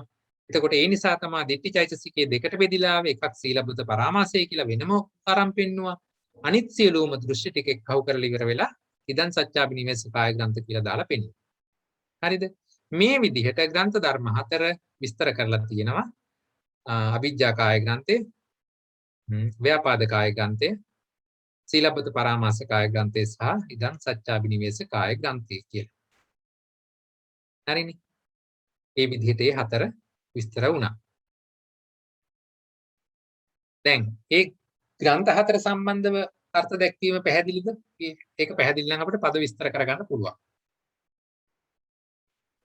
සමාවෙන්නස අර අන්තිමට කිව්ව දෙක දැන් සීලබ්බත පරාමාස කියන්නේ හේතුඵල ඇරෙන්න අනිත් සියලුම දේවල්ද? එහෙමයි. ඒක මම ඉදිරිපත් කරපු මේ අර්ථ දැක්වීම දැන් බලන්න. එතන විස්තර වුණේ කොහොමද බලන්නකෝ. මේ සස්නෙන් බැහැර මහාන බමුණන්ගේ සීලයෙන් සුද්ධිය, වෘතයෙන් සුද්ධිය, සීල වෘතයෙන් සුද්ධියයි මෙබඳු යම් දෘෂ්ටියක්, දෘෂ්ටිගතයක්, දෘෂ්ටිගහණයක්, දෘෂ්ටිකාන්තාරයක්, විලෝම දෘෂ්ටියක්, දෘෂ්ටි විස්පංජිතයක්, දෘෂ්ටි සංයෝජනයක්, දැඩිව ගැනීමක්, පිහිටා සිටීමක්, අභිනිවේෂයක්, පරාමාසයක්, මේ මොකක් හරි ආකාරයකට වෙන්න මේ දේ ආවනම් මොකක්ද වෙන්න ඕනේ? මේ සස්නෙන් බැහැර යම් කිසි ආකාරයකට විමෝක්ෂයක් ලබන්න පුළුවන්. සීලය සුද්ධ කරගන්න පුළුවන්, වෘතය සමාදන් වෙලා ඒ තුලින් විමෝක්ෂය ලබන්න පුළුවන්. සීල වෘතයෙන් සුද්ධි එතන තමයි හරි පාර කියලා හිතුණා නම් ඒක තමයි සීලබ්බත පරාමාස කියලා කියන්නේ. එතකොට ඕකෙම අනිත් විලෝමයේ අරගෙන බලන්නකො. එහෙනම් මේ සස්නේ මොකද්ද තියෙන්නේ? මේ සස්නේ තියෙන හේතුඵලද? එහෙමනම් මෙතන මේ කියලා තියෙන්නේ හේතුඵල ධහම විස්තර තේරුම් අරගන්නේ නැතුව එයින් පරිබාහිර වෙන මොනියම් වෘතයකට හෝ සම්බන්ධ වෙලා ඒක ගෝ වෘත වෙන්න පුළුවන්, කුක් වෘත වෙන්න පුළුවන්, අජ වෘත වෙන්න පුළුවන්, වෙනත් මොනියම් ආකාරයක හෝ දෙයක් වේවා. ඒ තුල ඉඳගෙන ඒ තුලින් විමෝක්ෂය ලබන්න පුළුවන් කියලා තමාගේ සීලය සුද්ධ කරගන්න පුළුවන්. මේ සමාදානය විමෝක්ෂය සඳහායි මේ විදිහට යම් කිසි දෘෂ්ටිගත වීමක් තියෙනවා නම් ඒක සීලබ්බත පරාමාසයයි. ඉතින් ඔය නිසානේ සෝවාන් මාර්ගස්තයාට සීලබ්බත පරාමාසයේ කැඩෙන්නේ ටක් ගාලා. හරිනේ. ඒක පැහැදිලිනේ. කලබල බලන්න කොහොමද දැන් වෙන්නේ කියලා. ඔව් කියන්න. දැන් සත්‍ය වේ කියන එකට අයිති වෙන්නේ මොනවද එතකොට? මේකට ඔක්කොම ඒ කියන්නේ මේ 62ක් සමයන් තිබුණා නේද? ඒ 62ක් සමයන් වලින් අරක අයින් කරපුවාම ඉතුරු 61ම මෙතෙන්ට අරගන්න. සස්සතෝ ලෝකෝ ඉද සිංහල පැත්ත අරගන්නම්. ස්කන්ධ සංඛ්‍යාත ලෝකේ සාස්වතයි නියතව තියෙනවා. හරිද? අන්න එක දෘෂ්ටියක්. මේයම සැබෑවයි. අන්නේ තුච්චයයි මේ විදිහට මේක මේ ස්කන්ධ සංඛ්‍යාත ලෝකයේ සාස්වතමයි ඒකමයි සැබෑ. අනික් කොයි විදිහට කිව්වත් වැරදි. ලෝකය එහෙම නැත්තම් කියනවා ලෝකයේ අසාස්වතයි. හරි? මේ මතු ඉපදීමක් නැහැ. මේ භවයේ විතරයි තියෙන මරණින් මතු නැවත පැවැත්මක් නැත. එතකොට අසාස්වතයි. මෙච්චරයි තියෙන්නේ. මේ මෙතන ආත්මයක් තියෙනවා. ඒ ආත්මෙ මෙතනින් ඉවරයි. අන්න අසාස්වතයි. එතකොට එහෙම හිතලා ඒකම සැබෑයි එතකොට ඒකම සැබෑවයි අන්‍ය තර්කයන් තුච්චයි මේ පහත් කියලා සලකගෙන අන්න බලන්න ඒතොරේ තව එකක්. ඊළඟට ලෝකයේ අන්තවත්ය. මේ ලෝකය අන්තවත් කියලා අරගන්නවා. එහෙම නැත්නම් එතකොට ඒකම හරි කියලා අරගන්නවා. මේ එහෙම නැත්නම් මේ ලෝකය අනන්තවත්. ඒකත් අර සාස්වත උච්චේ දෘෂ්ටියම තවත් ආකාරයක ඉදිරිපත් කිරීම. හරිද? ඊළඟට මේම ජීවය මේම ශරීරය. අන්න තව පැත්තක්. දැන් මේවා අපිට මේවා පැහැදිලි නැහැ. අපිට මේවා හුරු පුරුදු නැහැ. මොකද අපි උපන්දා ඉඳලා බුදුදහම ඇසුරෙන් හැදිච්ච වැඩිච්ච හින්දා. ඔයගොල්ලෝ නිකමට මේ එක එකක් අරගෙන මේ අවට පරිසරයේ තියෙන අනිකුත් දහම් සමග ගලපලා බලන්නකෝ. කොහොමද මේක සැබෑව කියලා. එතකොට මේවා අද ලෝකේ නැද්ද? නෑ නෙමෙයි. අපිට වැඩි හොඳට ඕනේ තරම් තියෙනවා. අන්න ඒ වැනි මොනියම් හෝ දෘෂ්ටියකට එනවනම් ඒකම හරි කියලා හිතනවනම් අනිත් අය වැරදි මම්මයි හරි කියලා අරගන්නවනම් මේ ආකාරයේ වටික බලත හැකියි. ඒ ටික ඉදන් සත්‍යාබිනිවෙස් කාය ග්‍රන්ථ මට මං හිතපු විදියමයි හරි. හරි? ඒ විදිහට තමයි ඒක යන්න ඕනේ. මේ සඳහා ඔයගොල්ලන්ට පුළුවන් වැඩි දුර විස්තර කියවන්න. දැන් අපි ගත්තොත් මූලපරියාය සූත්‍රය කියවට තේරෙන්නේ නැහැනේ. ඒක නිසා ඒක පැත්තකට දාන්නකෝ. සබ්බාසව සූත්‍රය කියවන්නකෝ අපේ ටිකල ගුණරත්න ස්වාමීන් වහන්සේ ලියපු තාම ලස්සන පොතක්නේ. ඒකේ කොහොමද බලන්නකෝ ওই දෘෂ්ටි ස්වභාවයන් ටික විස්තර කරලා තියෙන්නේ. මම හිතන්නේ පරිච්ඡේද කිහිපයක් අරගෙන බොහොම ලස්සනට විස්තර කළා. හරි ඒ වගේ තැන් කියවලා බලන්න මේ දෘෂ්ටි ස්වභාවය කොහොමද දැඩිව මේ මිනිස් సంతාණයට ඇතුල් වෙන්නේ ඇතුල් වෙලා ඊට ඇතුල් වෙච්ච උනොත් නායි කඩා ගන්න බෑ කොරෝනා වගේ තමයි. අයින් කරගන්න බෑ කොච්චර ඉන්ජෙක්ෂන් ගැහුවත් ඒත් මැරෙනවා. හරි ඒ වගේ තමයි. හරි. හොඳයි දැන් එහෙමනම් අපි පළමු පදයට යම් බලන්න ග්‍රන්ථ ගොච්ඡකේ පළවෙනි දුකයේ පළවෙනි පදයට යම්. මොකක්ද ගන්තා ධම්මා. දැන් ඒතර ගන්තා ධම්මා කියන එක අට කතාව විස්තර කරන්නේ දැන් අපි මෙච්චරලා කතා කරමින් ආවේ නිකේප කාණ්ඩයට. දැන් කතා කරමු අට කතාවට ගිහිල්ලා බලමු කොහොමද කියලා. ප්‍රථමේ ධම්මා ගන්තා. ඡේද 1488. චත්තාරෝ ගන්තා. අපිජ්ජා කාය ගන්තෝ, ව්‍යාපාද කාය ගන්තෝ, සීලබ්බත පරාමාසෝ කාය ගන්තෝ, ඉදං සත්‍යාබිනිවේසෝ කාය ගන්තෝ. හරි. මේ ටික දැන් අපි දන්නවා. ඊළඟට කියනවා ඔන්න දැන් පරමාර්ථ ස්වභාවය විස්තර කරනවා. අවිජ්ජා කාය ගන්තෝ අට්ඨසු ලෝභ සහගතේසු චිත්තුප්පාදේසු උප්පජ්ජති. දැන් මෙතනදී කෙලින්ම ලෝභය කියලා කිව්වේ නැහැ. මෙතනදී අට කතාවේදී මේක ඉදිරිපත් කරන්නේ අවිජ්ජා කාය ගන්තෝ අට්ඨසු ලෝභ සහගතේසු චිත්තුප්පාදේසු උප්පජ්ජති. ලෝභ සහගත සිත් 8 ඇති වෙනවා නම් යම් තැනක අන්න එතනදි තමයි මේ ගන්ත ස්වභාවය ඇති වෙන්නේ. මොන ගන්ත ස්වභාවයද? අවිජ්ජා කාය ග්‍රන්ථය. ව්‍යාපාදයේ කොහොමද එතකොට? ද්වේෂ දෝමනස්ස සහගතේසු චිත්තුප්පාදේසු උප්පජ්ජති. දෙකක් වූ දෝමනස්ස සහගත සිත් දෙකේ. ඒ කියන්නේ දෝෂ මූල සිත් දෙකේ. සීලබ්බත පරාමාසෝ කාය ගන්තෝච්ච ඉදං සත්‍යාබිනිවේසෝ කාය ගන්තෝච්ච චතුසු දිට්ඨිගත සම්පයුත්තේසු චිත්තුප්පාදේසු උප්පජ්ජಂತಿ. මේ ධම්මා ගන්තා. අන්න එතකොට බලන්න සීලබ්බත පරාමාසයත් ඉදං සත්‍යාබිනිවේස කියන කාය ග්‍රන්ථයත් මේ ග්‍රන්ථ දෙකම චතුසු දිට්ඨිගත සම්පයුත්තේසු චිත්තුප්පාදේසු උප්පජ්ජಂತಿ. දිට්ඨිගත සම්පයුත්ත සිත් හතරේ තමයි මේ කියන දෙක උපදින්නේ. ඒ කියන්නේ ඒක දිට්ඨිය මුල් කරගෙන ඇති වෙන නිසානේ දිට්ඨිගත සම්පයුත්ත හතරට විතරක් කරන් තියෙන්නේ. මේ විදිහට තමයි අට කතාව මේක විස්තර කරලා දෙන්නේ. හරිනේ. එතකොට දැන් මේ අනුව මේ මෙතන සිත් ටික දීලා තියෙනවානේ. ලෝභ සාගත සිත් 8යි, ද්වේෂ සාගත සිත් 2යි, මොනවද? ditthya සම්පයුක්ත සිත් 2යි සිත් 4යි කියලා. දැන් ඉතින් මේකේ මේ සිද්ධියා බලලා ඔයගලන්ට හිතා ගන්න පුළුවන්ද මේක සමුච්ඡේද ප්‍රහාණය කොහොමද වෙන්නේ කියලා? ditthි අල්ලගත්තාම නම් ටක් ගාලා පේනවා සෝමනස් සෝවාන් වීමේදී ditthි අයින් වෙනවනේ. සක්කාය ditthි කියන එක සීලබ්බත පරාමාස අයින් වෙනවා. එතකොට එහෙනම් ඉදන් සත්‍යාබිනිවේස කියන එකත් සෝවාන් වීමේදී සමුච්ඡේද ප්‍රහාණය වෙනවා. ඇයි? මේ ditthිගත සම්පයුක්ත සිත් සෝවාන් පලස්තයට ඇති වෙන්නේ නැහැ. එතනින් පස්සේ ඇති වෙන්නේ නැති නිසා. දෝමනස් සහගත චිත්තුප්පාදේසු අනාගාමී වීමේදී අයින් වෙනවා.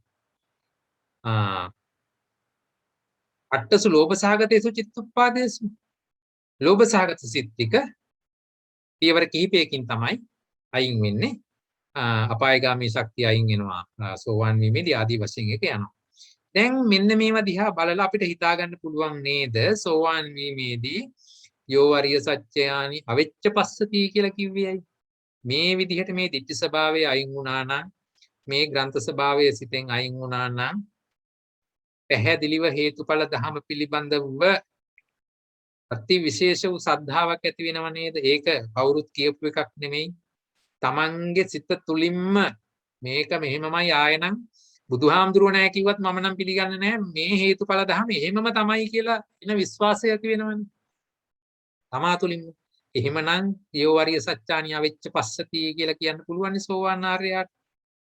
ඒ වගේම සහවස්ස දස්සන සම්පදාය තයස්සු ධම්මා ජහිතා භවಂತಿ සක්කාය දිට්ඨි විචිකිච්ඡිතන්ත සීලබ්බතං. එතනත් කිව්වනේ මේක එතනදී ගැලවෙනවා කියලා. ඒ ආදී පැත්තත් හිතලා බලන්න කොහොමද ඒවා සමුච්ඡේද ප්‍රහාණයට ලක් වෙන්නේ කියලා.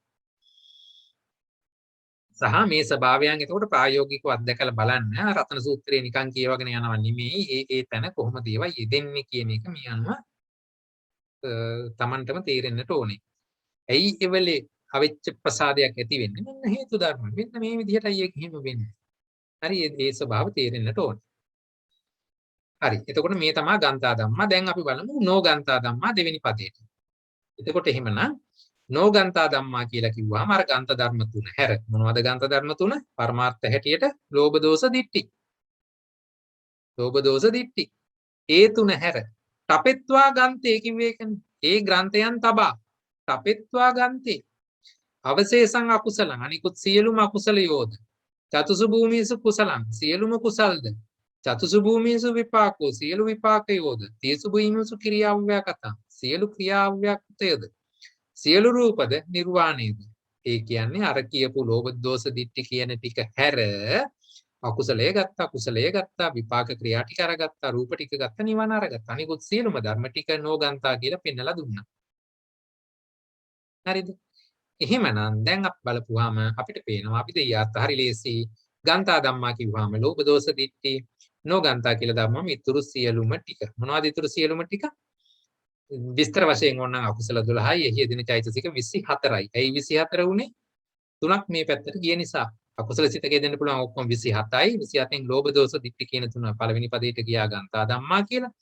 එහෙමනම් නෝගන්තා වලට අකුසල කාණ්ඩයේදී ඉදිරිපත් වෙන චෛතසික 24ක් විතරයි අපි දෙයියත් හැටියට. එතකොට කුසල පැත්තට කුසල් සිත් 21යි චෛතසික 38යි විපාක පැත්තට විපාක සිත් 36යි චෛතසික 38යි සිව් භූමික විපාක ක්‍රියා සිත් 20යි චෛතසික 35යි රූප 28යි නිර්වාණයයි. මේ ඔක්කොම ටික නෝගන්තා ධම්ම. සාරාංශගත කළොත් සිත් 89යි චෛතසික 49යි රූප 28යි නිවනයි. දැන් ඉතින් මේවා ස්කන්ධ ආයතන ධාතු මං අහන්න ඕනේ නෑනේ. ඈ ඉතින් හැබැයි මේව ඔයගොල්ලෝ ගෙදරදී ගලපන්න ඕනේ. හොඳේ. මේ 17මාරට පොත වහලා තියලා ඊළඟට ලබණේගේ සඳු 17මාරට පොත දිගාරින්න එපා. මේවා ගෙදරදී කරන්න ඕනේ. හොඳද? මේව ස්කන්ධ මේ විදිහට බෙදලා පෙන්නන්න. හරි ඒක වැදගත්කමක් තියෙනවා දැකීමෙන් කියන්නේ. ඒක නිසා ඒක කරලා බලන්න. අපිට කාලය ඉතුරු කරගන්න ඕන නිසා මම ඉස්සරහට යනවා. හරිද? දැන් ඔන්න පළවෙනි දුකේ හරි ගන්තා ධම්මා නෝගන්තා ධම්මා. එතන ප්‍රශ්නයක් නෑ නේද? ප්‍රශ්නයක් තියෙන බෑ ඒක. හරි ගන්ත ධර්ම තුන අයින් කරන්න ඉතුරු ඔක්කොම ටික නෝගන්තා ධම්මා. හරිද? හොඳයි. එහෙමනම් ඊළඟට දෙවෙනි දුකේට ගිහිල්ලා බලමු. හරි? දැන් මතක තියාගන්න ඕන ගන්ත ධම්ම කිව්වේ ලෝභ දෝෂ දිට්ඨි. හරිද? දැන් එතකොට දෙවෙනි දුකේට අපි කියන්නේ ගන්තනීය දුකය. ගන්තනීය දුකය. එහි තියෙන පද දෙක මොනවද? ගන්තනීයා ධම්මා අගන්තනීයා ධම්මා. ගන්තනීයා කියන්නේ මොනවද? ගන්ත ධර්මයන්ට හිත වූ. එහෙම නැත්නම් ගන්ත ධර්මයන්ට අරමුණු වන්නා වූ. නිස්සප්පනි ජීව පරමාර්ථ ස්වභාව ධර්මය. හරිද? මොනවද එතකොට කියන්නේ? ග්‍රන්ථ ධර්මයන්ට හිත වූ. එහෙම නැත්නම් ග්‍රන්ථ ධර්මයන්ට අරමුණු වන. දැන් උදාහරණයක් ලෝභ සිතකින් අරමුණු කරන්න පුළුවන් නම් යම් තාක් දේවල් අන්න ඒව ගන්තනීයයි. ද්වේෂ සිතකින් යම් තාක් දේ අරමුණු කරන්න පුළුවන් නම් ඒව ගන්තනීයයි. මේ විදිහට මේ පැත්ත ග්‍රන්ථ ධර්මයන්ට අරමුණු වෙන ස්වභාවයක් තියෙනවා නම් අන්න ඒක ගන්තනීයයි. හරිද? එතකොට අගන්තනීයා කියලා ගත්තා නම් ග්‍රන්ථ ධර්මයන්ට අරමුණු වෙන්නේ නැති, හිත වෙන්නේ නැති. ග්‍රන්ථ ධර්මයන්ට හිත නොවූ නොහොත් ග්‍රන්ථ ධර්මයන්ට අරමුණු නොවන්නා වූ ස්වභාවය අගන්තනීය. අයන්න දාලා විරුද්ධාර්ථය අරන් දීලා තියෙනවනේ. ගන්තනීයා අගන්තනීයා. ගන්තනීයා කියලා කිව්වේ ග්‍රන්ථ ධර්මයන්ට හිත වූ. එහෙම නැත්නම් අරමුණු කරන්න පුළුවන් වූ. අගන්තනීයා කියලා කියන්නේ ග්‍රන්ථ ධර්මයන්ට අරමුණු කරන්න බැරි. හරිද? ග්‍රන්ථ කිව්වේ අකුසල එහෙනම් අකුසලයන්ට අරමුණු කරන්න බැරි. මොනවද ඒ? ලෝකෝත්තර ධර්ම ටික මේ පැත්තට ඇවිල්ලා ඇති. හරි? අපි බලමු. නික්කේප කාණ්ඩයට ගිහිල්ලා බලමු. නික්කේප කාණ්ඩයේදී විස්තර වෙනවා පිටු අංක 434 ඡේද අංක 1145 ගන්තනීයා ධම්මා කියන තැන. සාසවා කුසලා කුසලාව්‍යාකතා ධම්මා කාමාවචරා රූපාවචරා අරූපාවචරා. අන්න බලන්න භූමි තුනයි ගත්තේ. රූපක්ඛන්தோ පේයාලං විඥානක්ඛන්தோ ස්කන්ධ පහම ගත්තයි. මේ ධම්මා ගන්තනීයා. හරිද? එහෙමනම් කාමාවචර රූපාවචර අරූපාවචර වූ සාස්ත්‍රව කුසලා ව්‍යාකත ධර්මයෝය. සාසවා. හරි සාසවා. ආශ්‍රවයන්ටත් හිතයි මේ වගේම ගන්තයන්ටත් හිතයි. හරි? අන්න ඒවා එතකොට ග්‍රන්ථනීයයි කියලා කිව්වා. හරිද? එහෙමනම් අගන්තනීයා කියන එකදී අපරියාපන්නා මග්ගාච මග්ගඵලානීච අසංකතාත ජාතු නව ලෝකෝත්තර ධර්ම ටික මෙතෙන්ට ගත්තා. මාර්ගසිත 4යි ඵලසිත 4යි එහි යෙදෙන චෛතසික 36යි නිර්වාණයයි. අපරියාපන්නා මග්ගාච මග්ගඵලානීච අසංකතාච ධාතු. හරිනේ. එතකොට මේ ඔක්කොම ටික ඇවිල්ලා 8යි 36යි 1යි. හරිනේ. එහෙමනම් ඔන්න මේ නික්කේප කාණ්ඩයේ අර්ථ දක්වලා දෙන්න මෙන්න මෙහිමයි එන්නේ කියලා. අපි අට කතා කාණ්ඩයට ගියත් මේ විදිහමයි කියන්නේ. තීසු භූමීසු කුසලං අකුසලං තීසු භූමීසු විපාකෝ තීසු භූමීසු ක්‍රියාව්‍යකතං සබ්බංච රූපං ඉමේ ධම්මා ගාන්තනීයා. අන්න ග්‍රන්ථයන්ට අරමුණු වෙනවා හිතයි. මොනවද? ගන්තනීය ධර්මයන්ට. මොනවද ගන්තනීය ධර්ම? තීසු භූමීසු කුසලං. තුන් භූමියේ යෙදෙන කුසලය. අකුසලය. කාමාවචරයේ විතරනේ අකුසලයේ තියෙන අකුසලය. තීසු භූමීසු විපාකෝ. තුන් භූමියේ තියෙන විපාකය. තීසු භූමීසු ක්‍රියාව්‍යකතං. තුන් භූමියේ තියෙන ක්‍රියා. සබ්බංච රූපං සියලුම රූප සහ ඒ ටික ඔක්කොම ගන්තනීයයි කියලා කිව්වා. එවනම් අගන්තනීයා කියනකොට නැවත නවලෝකෝත්තර ධර්ම ටික ඉදිරිපත් වුණා. දැන් ওই ටික අපි අභිධේයාර්ථ සාරාංශ කරලා බැලුවොත් අපිට යම් බිඳ මොනවද සම්බන්ධයේ බිඳ වැටීමක් වුණා. දැන් ඇහෙනවා ඇති කියලා හිතනවා. ස්ක්‍රීන් එක පේන්නේ නැහැ සර්. හරි අපි එකත් හදා ගමු. දැන් පේනව නේද? පේනවා. හරි. පොඩි ගැටලු ඇති වෙනවා. ඒකේ ස්වභාවය. හරි. දැන් එතකොට අපි කතා කරමින් හිටියේ ගන්තනීය අගන්තනීය වල මේ විදිහට අභිධේයාර්ථය නැහැටි. දැන් මේ සම්බන්ධයෙන් මොනවා හරි දෙවෙනි දුකයේ ගන්තනීය පදයේ සහ අගන්තනීය පදයට මේ විදිහට අභිධේයාර්ථ අහුලා ගන්න එක ගැන යම්කිසි ගැටලුවක් තියෙනවද? මෙතන මේ මෝහය නොගෙන දිට්ඨිය ගන්න. දිට්ඨිය විදිහට ගන්න. මේ ග්‍රන්ථ ධර්ම හැටියටද?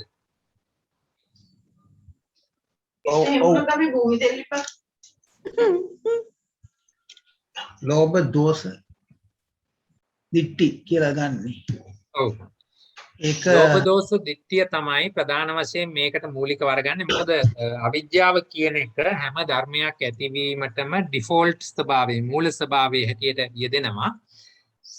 ඒයින් පරිබාහිරව විශේෂයෙන් මෙහි ඒ ධර්මතා හැටියට හඳුන්වන්න පුළුවන් ඉතිරි ධර්ම ටික මෙහි අරන් පෙන්නනවා. හරි? ඊට එහායින් ඒ ගැන ඇයි එහෙමනම් තව ප්‍රශ්න ඇති වෙනවා. තව ඒවා ඇයි ගත්තේ නැත්තේ කියලා. හරි? දැන් එහෙමනම් ඇයි මේකට විතරක් ඇයි මානය යන්නේ නැද්ද? මොකද මානය කියන එකත් එහෙමනම් මොනවද මේ රහත් මාර්ගය දක්වාම යන ධර්මතාවයක්. එහෙමනම් එහෙම ඒවා එකට ගත්තේ නැත්තේ ඇයි? ඉතින් එච්චර ගැඹුරින් උත්තර දෙන්න නම් මට තේරෙන්නේ නැහැ. මමත් ඔක හොයපු තැනක්. නමුත් ඒකට සාමාන්‍ය ලෝභ දෝෂ මෝහ කියලා තුනනේ ප්‍රධානම දේ. ඒ හේතු ධර්ම හැටියට. මේ පෙන්වන්නේ හේතු පැතිකඩ නෙමෙයි වෙනත් පැතිකඩක් මේ පෙන්වන්නේ. එහෙම නැත්නම් අපිට කොහොමදත් අකුසල චෛතසික 14යි තියෙන්නේ. ওই 14 තමයි ගන්න තියෙන්නේ. නමුත් ඒ 14ෙනුත් අපිට විවිධ අකුසල ස්වභාවය 10කට වැඩි ගාණක් වෙනම පෙන්වනවානේ. ආසව, ඕග, යෝග, සංයෝජන, ගන්ත, නීවරණ, පරාමාස, උපාදාන, කිලේශ ආදී වශයෙන් විවිධ පැතිකඩ පෙන්වනවානේ. මේ ගන්ත කියන්නේ තෙවැනි එක් පැතිකඩක්. එතකොට ඒ පැතිකඩෙන් බලනකොට ප්‍රධානව අහුලා ගන්න පුළුවන් ධර්ම තුන තමයි ලෝභ දෝෂ දිට්ඨි කියලා තථාගතයන් වහන්සේ ඉදිරිපත් කරලා තියෙන්නේ. හරි? හරි සර් හරි. හරි. සර් සමා වෙන්න සර්. දැන් මේ ලෝභ දෝෂ දිට්ඨි ඒක ග්‍රන්ථ ඒ කියන්නේ ග්‍රන්ථනීය ධම්ම වෙන්නේ ඒකට අරමුණු වෙන ධම්ම ගන්තනීය නෙමෙයි. ලෝභ දෝෂ දිට්ඨි කියන්නේ ගන්ත. එතකොට ගන්තනීය ධම්ම කියන්නේ ඒ තුනට අරමුණු වෙන ධර්ම නිසා. ඔව්. එතකොට කුසල් සිත් වලට අරමුණු වෙන්නේ ලෝභ දෝෂ කුසල් සිත් වලින් අරමුණු කරන එකක් නෙමෙයි මේ කතා කරන්නේ. ලෝභ දෝෂ දිට්ඨි වලින් අරමුණු කරන එක ගැන කතා කරන්නේ. හරි සර්. ඒකෙන් ගන්- අරමුණු කරනවා කුසල සිත් වලට ඒක අරමුණු වෙන්න පුළුවන්. ඔව්. ලෝභකමින් ඔව්. කුසලයක් කරනවා නමුත් ඒක ලෝභකම තියෙනවා එතන. ලෝභකමින් කුසලයක් කරනවා කියන එකට ඒ තරම් මම එකඟ වෙන්නේ නැහැ. ආ. හරි එහෙම වුණොත් එතන වෙන ප්‍රශ්න ඇති වෙන්නට පුළුවන්. හරි ඒ වෙනුවට දැන් අපි දන්නවනේ මෙහෙම කියනවා දානං දත්වා සීලං සමාදයිත්වා උපෝසත කම්මං කତ୍වා තං අස්සාදේති අභිනන්දති ඒ ආදී වශයෙන් යන එක තැනක් තියෙනවා. එහෙම නැත්නම් රාගං අස්සාදේති අභිනන්දති තං ආරබ්බ රාගෝ uppajjati ditthi uppajjati විචිකිච්ඡා uppajjati දෝමනස්සං uppajjati ආදී දැනුත් තියෙනවා. මේ ආදී වශයෙන් ඉස්සරලා කුසලයේ කරුවා වුණත් මේ කුසලය ඊට පසු වේලාවකදී අකුසල සිතකින් අරමුණු කරනවා. එතකොට බලන්න එතන ඒ අරමුණු කරන්නට පුළුවන් ස්වභාවය තියෙනවනේ. කුසලයක් කරනවා අකුසල සිතකින් අරමුණු වෙන්න පුළුවන්. ඔව්. ඔව්. දැන් අපි රුවන්වැලි සෑයට ගිහිල්ලා මල් පූජා කරලා ඇවිල්ලා බලනකොට සිරෙප්පු දෙක නැහැ. දැන් ගෙදර ඇවිල්ලා ඔක මතක් වෙන ගානේ මොකද වෙන්නේ? කුසලෝ ධම්මෝ අකුසලස්ස ධම්මස්ස වෙනව නේද එතකොට ඒක? හරි සර්. හරි. පැහැදිලි. හරි සර්. ඒ වගේම එතන විශේෂයෙන් අරගන්න ඕනේ දැන් රාගසිතකින් හරි එහෙම නැත්නම් මොකක් හරි අකුසල සිතකින් කී දේ අපි නැවත අරමුණු කිරීම මෙහිදී මේ කියන ගන්ත ධර්ම වලින් අරමුණු කළා හා සමාන වෙනවා. තව මොනවද ප්‍රශ්න තියෙන්නේ? හරි. එහෙමනම් මේ විදිහට මේක අරමුණු මේ විදිහට මේකට අපි මොනවද අභිදේයාර්ථ හිඳගත්තට පස්සේ දැන් ඉතින් මේ වගේ ස්කන්ධ ධාතු ආයතන ඔන්න නැවත මම ඔයගොල්ලන්ටම පවරනවා. මේ දේ කරලා බලන්න කොහොමද එතන සත්‍ය දෙක වෙන්නේ ආදී වශයෙන්. හොඳයි. ගන්ත නීයා ධම්මා කියන මේ සිත් 81යි චෛතසික 52යි රූප 28යි කියන එකේ සත්‍ය දෙක මොනවද?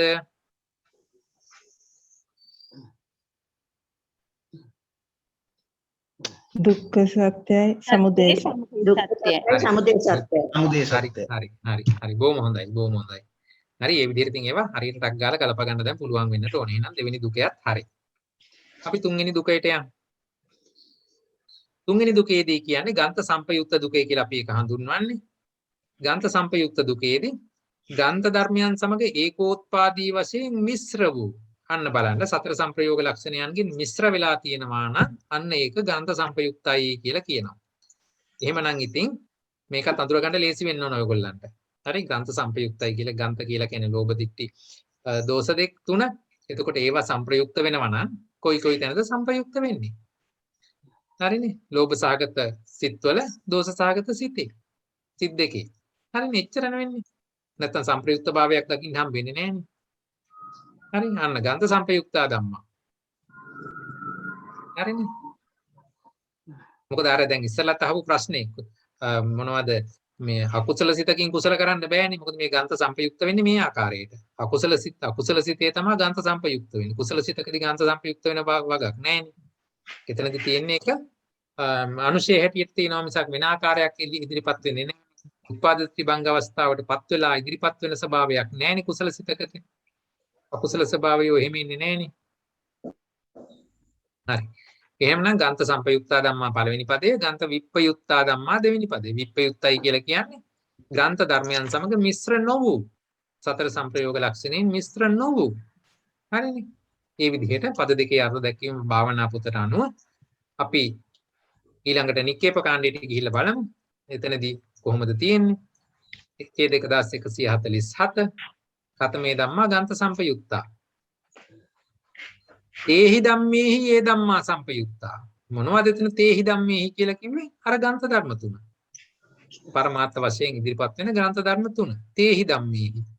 ඒ ධර්මයන්ගෙන් ඒ ධම්මා සංපයුක්තා. අන්න තවත් යම් ධර්මයක් සංප්‍රයුක්ත භාවයෙන් එකට උපදිනවා නම් එතකොට එතන දැන් ග්‍රන්ථ ධර්ම කියලා අපි හැම වෙලාවෙම අරගත්තේ නාම ධර්ම තුනක්. චෛතසික ධර්ම තුනක්. එහෙමනම් එයත් සමග සංප්‍රයුක්ත වෙන්නේ හැම වෙලාවකම නාමස්කන්ධය විතරයි. එහෙනම් ස්කන්ධ හතරයි පෙන්වන්න පුළුවන්. වේදනස්කන්ධෝ, පෙය්‍යාලං, විඥානස්කන්ධෝ. රූපස්කන්ධෙන්න බෑ මෙතෙන්ට. හරිනේ. මේ විදිහට ගන්ත සංපයුක්ත ධර්ම අන්න පෙන්නවා. ඊළඟට ගන්ත විප්පයුත්ත. තේහි ධම්මේහි යේ ධම්මා විප්පයුත්තා. අන්න අර කියන ගන්ත තුනෙන් ලෝභ දෝෂ දිට්ඨි කියන තුනට විප්පයුක්ත වෙනවා නම් එකට යෙදෙන්නේ නැත්තම් අන්න ඒ ටික එහෙ වෙනම අරගත්තා. හරිනේ. ඒ නික්කේප කාණ්ඩය. අට කතා කාණ්ඩය අරගෙන බැලුවත් මේ හා සමාන අර්ථයක් තමයි දෙනවා ඇත්තේ. කතමේ ධම්මා ගන්ත සම්පයුක්තා පළවෙනි පදයට කොහොමද කියන්නේ 1492 ඡේදය. කතමේ ධම්මා ගන්ත සම්පයුක්තා. එතනදී අර ලෝභ දෝෂ දිට්ඨි කියන ස්වභාවයෙන් නැතුව චිත්තුප්පාද වශයෙන් ඉදිරිපත් කරනවා. චත්තාරෝ දිට්ඨිගත සම්පයුක්ත චිත්තුප්පාදා. චත්තාරෝ දිට්ඨිගත විප්පයුක්ත ලෝභ සහගත චිත්තුප්පාදා. අන්න එතකොට දිට්ඨිගත සම්පයුක්ත සිත් 4යි ලෝභ සහගත. දිට්ඨිගත විප්පයුක්ත සිත් 4යි ලෝභ සහගත. ඒ කියන්නේ ලෝභ සහගත සිත් 8ම වෙන වෙනම අරන් පෙන්නුවා. එත්තුප්පන්නං ලෝභං තපෙත්වා මෙන්න මේ කියන සිත් 8 ඒ කියන්නේ දිට්ඨි සම්පයුක්ත සිත් 4යි දිට්ඨි විප්පයුක්ත සිත් 4යි එත්තුප්පන්නං ලෝභං තපෙත්වා නෑ සරදුනා චත්තාරෝ දිට්ඨිගත සම්පයුක්ත චිත්තුප්පාදා ඒ 4 අරගත්තා හරිද ඊළඟට චත්තාරෝ දිට්ඨිගත විප්පයුක්ත ලෝභ සහගත චිත්තුප්පාදාහි එත්තුප්පන්නං ලෝභං තපෙත්වා එහි තියෙන ලෝභය හැර හරි එතකොට ඒ ලෝභය හැර කියන එක අදාළ වෙන්නේ දිට්ඨි විප්පයුක්ත සිතට විතරයි ද්වේ දෝමනස්ස සහගත චිත්තුප්පාදා එත්තුප්පන්නං පටිඝං තපෙත්වා දෝෂ සිත් දෙකේ ද්වේෂ චෛතසිකය හැර ඉතුරු ටික ගන්ත සම්පයුක්තයි මේ ධම්මා ගන්ත සම්පයුක්තා නැවත කියන්න මේ බලන්නකො මේ පැත්ත මම දකුණු පැත්ත දාලා තියෙන එක තමයි දිට්ඨිගත සම්පයුක්ත සිත් 4 මොනවද තියෙන්නේ ලෝභය තියෙනවා දිට්ඨිය තියෙනවා තව චෛතසික 19ක් තියෙනවා හරිද එතකොට මේ තියෙන චෛතසික ප්‍රමාණය මම පෙන්නලා තියෙන්නේ 19යි 20යි 21ක් වෙන්න පුළුවන් දිට්ඨිගත සම්පයුක්ත සිත් වල මුළු චෛතසික ගාන මොනවද මේ 21 ලෝභයයි දිට්ඨියයි ඉතර දෙකයි අනිකුත් චෛතසික 19යි ඔක්කොම 21යි මේ ලෝභය දිට්ඨිය මම වෙන් කරලා පෙන්වුවේ මොකද ඒගොල්ල ලෝභයයි දිට්ඨියයි කියන්නේ ග්‍රන්ථ ධර්ම හැටියට වෙනම යෙදෙන නිසා මට ඒක වෙනම පෙන්වන්න ඕන නිසා මම මේ දෙක එළියට ගත්තා දිට්ඨිගත විප්පයුක්ත සිත් 4 ගත්තොත් එතන ග්‍රන්ථ ධර්මයක් හැටියට මට එළියට ගන්න පුළුවන් ලෝභය විතරයි. ඊටු චෛතසික 20යි එතන චෛතසික 21යි මුළු ඔක්කොම. දෝෂ සිත් දෙක අරගත්තොත් පටිඝ සිත් දෙක. එතන ග්‍රන්ථ ධර්ම හැටියට තියෙන දෝෂය විතරයි ඊටු චෛතසික 21යි. සිත් දෙකම සලකපුවාම. දැන් එතකොට මේ අවස්ථාවේදී දිට්ඨිගත විප්පයුක්ත සහ දෝෂ සිත් කියන අවස්ථාවේදී එතන තියෙන්නේ එක් ග්‍රන්ථ ධර්මයක් විතරමයි. විප්පයුක්ත සිතේදී ලෝභය, දෝෂ සිතේදී දෝෂය. එතකොට මේ ලෝභයට සහ මේ දෝෂයට සම්ප්‍රයුක්ත භාවය ලබා ගැනීමට තවත් ග්‍රන්ථ ධර්මයක් මේගොල්ල ගාව නැහැ. එහෙමනම් මේගොල්ල තනියම ඉන්නේ. ඒගොල්ලන්ට සම්ප්‍රයුක්ත භාවය ලැබෙන්නේ නැහැ. හැබැයි ඒගොල්ලෝ අනිත් අයට සම්ප්‍රයුක්ත භාවය බෙදනවා. හරිද? මේ ලෝභය විසින් මේ ඊතුරු චෛතසික 20ටම සහ සිතට ග්‍රන්ථ සම්පයුක්ත භාවය බෙදනවා. නමුත් මෙතන ඉන්න ලෝභයට සම්ප්‍රයුක්ත භාවය ලබා ගන්නට තවත් සහජාත වූ ග්‍රන්ථ ධර්මයක් මේ දිට්ඨි විප්පයුක්ත සිත් 4 නැත. ඒ නිසා ලෝභය තනි වෙනවා Tamanට සපෝට් එක ගන්න Tamanගේ જાතිය කෙනෙක් නැති නිසා. නමුත් Taman අනිත් අයට සම්ප්‍රයුක්ත භාවය ලබා දෙනවා. මෙන්න මේ නිසා මේ කියන දිට්ඨි විප්පයුක්ත සිත් 4 ලෝභයයි දෝෂ සිත් දෙකේ දෝෂයයි කියන ඒවා ග්‍රන්ථ විප්පයුක්ත වෙනවා මේ දෙන්න විතරක් මේ චෛතසික දෙක විතරක් ග්‍රන්ථ විප්පයුක්ත වෙනවා මොකද ඒගොල්ලන්ට එම සිතේදී සම්ප්‍රයුක්ත භාවය ලබා ගන්නට තවත් ග්‍රන්ථ ධර්මයක් එම සිතේ නැති නිසා පැහැදිලිද ඒක ඊළඟට මෝහ මූල සිත් දෙක අරගත්තොත් මෝහ මූල සිත් දෙකේ කිසිදු ග්‍රන්ථ ධර්මයක් නැහැ. හරිද? එහෙමනම් මෝහ මූල සිත් දෙක අරගත්තාම මෙතන චෛතසික 16ක් තියෙනවා සිත් දෙකම සලකනකොට. එහෙමනම් ඒ චෛතසික 16ක් ග්‍රන්ථ විප්පයුක්තයි. ඒතර මෝහ මූල සිත් දෙකයි, එහි යෙදෙන චෛතසික 16යි, ඒක ග්‍රන්ථ විප්පයුක්තයි. ඊට අමතරව දෝෂ මූල සිත් දෙකේ දෝෂේ ග්‍රන්ථ විප්පයුක්තයි. දිට්ඨි විප්පයුක්ත සිත් 4 ලෝභය ග්‍රන්ථ විප්පයුක්තයි. ඒ තමයි මෙතනදී මේ කිව්වේ.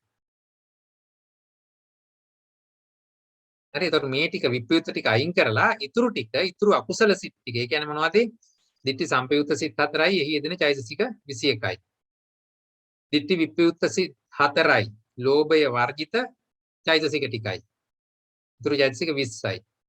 දෝෂ සිත් 2යි එහි යෙදෙන දෝෂය වර්ජිත ඉතුරු චෛතසික 21යි. මෙන්න මේ කියන ධර්ම ටික ග්‍රන්ථ සම්පයුක්තයි.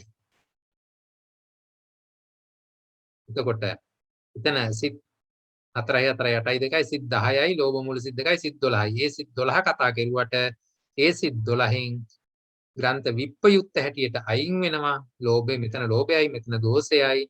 දෝෂ මූල චිත්තුප්පාද දෙකමයි අයින් වෙනවා.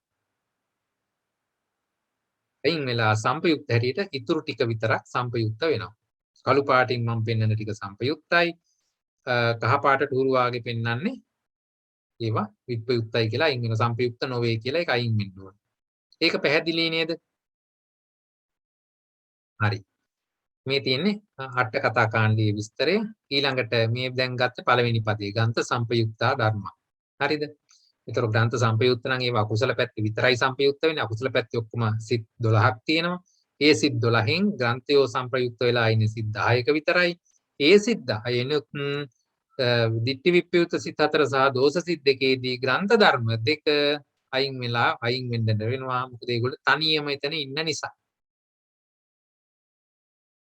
ඉතුරු ටික විතරක් ග්‍රන්ථ සම්පයුක්තයි කියලා අරගත්තා. එහෙමනම් අපි දෙවෙනි පදයට යමු. ග්‍රන්ථ විප්‍රයුක්තයි කියන තැනදී කතමේ ධම්මා ග්‍රන්ථ විප්‍රයුක්තයි 1493 චතුසු දිට්ඨිගත විප්‍රයුක්ත ලෝභ සහගතේසු චිත්තුප්පාදේසු uppannෝ ලෝභෝ අන්න අර අතනදී දිට්ඨිගත විප්‍රයුක්ත සිතෙන් අයින් කරපු ලෝභය මෙතෙන්ට ගත්තා. ග්‍රන්ථ විප්‍රයුක්තයි කියලා මෙතෙන්ට ගත්තා. ඒ වගේම ද්වේෂ දෝමනස්ස සහගතේසු චිත්තුප්පාදේසු uppannam patikam පළවෙනි පදෙන් අයින් කරපු දෝෂ සිත් දෙකේ තියෙන ද්වේෂය ඔන්න මෙතෙන්ට අරගත්තා. විචිකිච්ඡා සහගතෝ චිත්තුප්පාදෝ උද්ධච්ච සහගතෝ චිත්තු අන්න මෝහ මූල සිත් දෙක මෙතෙන්ට ගත්තා. ඒවා පළවෙනි පදෙන් එපයි කිව්වනේ මෙතෙන්ට අරගත්තා. ඊළඟට ඊතුරු ධර්ම ටික. චතුසු භූමිසු කුසලං චතුසු භූමිසු විපාකෝ තීසු භූමිසු කිරියාව්‍යකතං රූපංච නිබ්බාන. ඊතුරු සියලුම ධර්ම ටික ගත්තා. ඒ අනුව මේ පැත්තේ අපිට එකකින් එක ලිව්වනම් ditthi vippyutta සිත් 4හි ලෝභ චෛතසිකය, දෝෂ සිත් 2හි දෝෂ චෛතසිකය. දැන් මෙතනදී අරගත්ත දෝෂ චෛතසිකයයි ලෝභ චෛතසිකයයි විතරයි. හොඳේ. මේ සිත් 4යි ඒවා ටික අරගත්තේ නැහැ. අහවල් තැන තියෙන ලෝභය, අහවල් තැන තියෙන දෝෂය කියන විතරයි මේ මුල ටික ලිව්වේ. එතකොට එතන අරගත්තේ ලෝභයයි දෝෂයයි විතරයි. හොඳේ. මෝහ මූල චිත්තුප්පාද 2යි එහි යෙදෙන චෛතසික 16යි. සිත් දෙකම සලකනකොට චෛතසික 16ක් මෝහ මූල සිත් දෙකට අදාළයි. සිව් භූමික කුසල් සිත් 21යි එහි යෙදෙන චෛතසික 38යි. සිව් භූමික විපාක සිත් 36යි එහි යෙදෙන චෛතසික 38යි. සිව් භූමික වුණාම චෛතසික 38යි. තුන් භූමි ක්‍රියා සිත් 20යි එහි යෙදෙන චෛතසික 35යි. රූප 28යි නිර්වාණය. මේ ඔක්කොම ග්‍රන්ථ විප්‍රයුක්තයි. හරිනේ. හරි. එහෙමනම් දැන් අපි අරගත්තොත් මේකේ අභිධේයාර්ථ සාරාංශගත කරලා පෙන්නන්න. ග්‍රන්ථ සම්පයුක්තා කියලා කිව්වහම ditthi සම්පයුක්ත සිත් 4යි එහි යෙදෙන චෛතසික 21යි. ditthi විප්‍රයුක්ත සිත් 4යි එහි යෙදෙන චෛතසික 20යි. 21න් එකක් අඩු කරලා මොකක්ද අඩු කළේ? විප්‍රයුක්ත සිතේදී ලෝභය අඩු කරන්න උනා. එහෙනම් එතන 20යි. දෝෂ මූල සිත් වලදී දෝෂ මූල සිත් 2යි එහි හරිනම් චෛතසික 22ක් හිතෙනවා. ඒකින් දෝෂය අයින් කරලා 21ක් විතරක් මෙතෙන්ට අපි අරගන්නවා ග්‍රන්ථ සම්පයුක්තයි කියලා. ඔක්කොම ටික කතා කරපුවාම සිත් මෙතන තියෙනවා 4යි 4යි 8යි 2යි 10යි. මේ චෛතසික ඔක්කොම එකතු කරපුවාම මේ අගහිත ගහන වශයෙන් එකතු කරපුවාම චෛතසික 25ක් එනවා.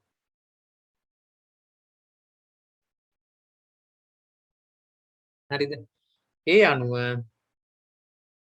අනුව මෙතන සිත් 10යි චෛතසික 25යි. චෛතසික 25 උනේ එතකොට මුළු චෛතසික 27න් දෝෂයත් විචිකිච්ඡාවත් අයින් කරලා. එhmenan මේ ධර්ම ටික ස්කන්ධ වශයෙන් බෙදා ගන්න පුළුවන්. ග්‍රන්ථ විප්‍රයුක්ත කියන එක අරගත්තා නම් සිත් 79යි. ඇයි 79 වුනේ? 4 4 8 2යි 10ක් අර පැත්තට ගියා නම් පළවෙනි පදයට 10ක් ගියා නම් ඉතුරු 79 එහෙනම් ගන්ත විප්‍රයුක්තයි. සිත් 89න් ලෝභ 8යි දෝෂ 2යි අයින් කරන්න. මොකද ලෝභයට මේ පළවෙනි පදයට ගියා, දෝෂ 2ක් පළවෙනි පදයට ගියා. ඒ ටික අයින් කළා නම් සිත් 79යි. එහි යෙදෙන චෛතසික කීයද කොහොමද අරගන්නේ? වෙන් කරලා බැලුවා. දැන් මෙතන සිත් 79 තුල තියෙනවා සෝබන සිත්. එහෙමනම් සෝබන චෛතසික 38ම යෙදෙන්න ඕනේ. ඊළඟට මෝහ දෙසිතේ මෝහ චතුස්කය එන්න ඕන, විචිකිච්ඡාව වෙන්න ඕනේ. අන්න විශේෂයක්. ඇයි පළවෙනි පදේට මෝහ දෙසිත අරගත්තේ නෑනේ. නමුත් මේ 79 තුල මෝහ දෙසිත තියෙනවනේ. එහෙමනම් හැබැයි මෝහ දෙසිතෙන් මේ පැත්තට අරගන්න පුළුවන් අර පැත්තට පළවෙනි පදේට ගියේ නැති චෛතසික විතරනේ. එතකොට මෝහ දෙසිතේ තියෙන මෝහ චතුස්කය, මෝහ අහිතික අනුත්තප්ප උද්දත්ත කියන හතර පළවෙනි පදේට ගියේ නෑනේ. එහෙනම් ඒක මෙතෙන්ට ආවා. නමුත්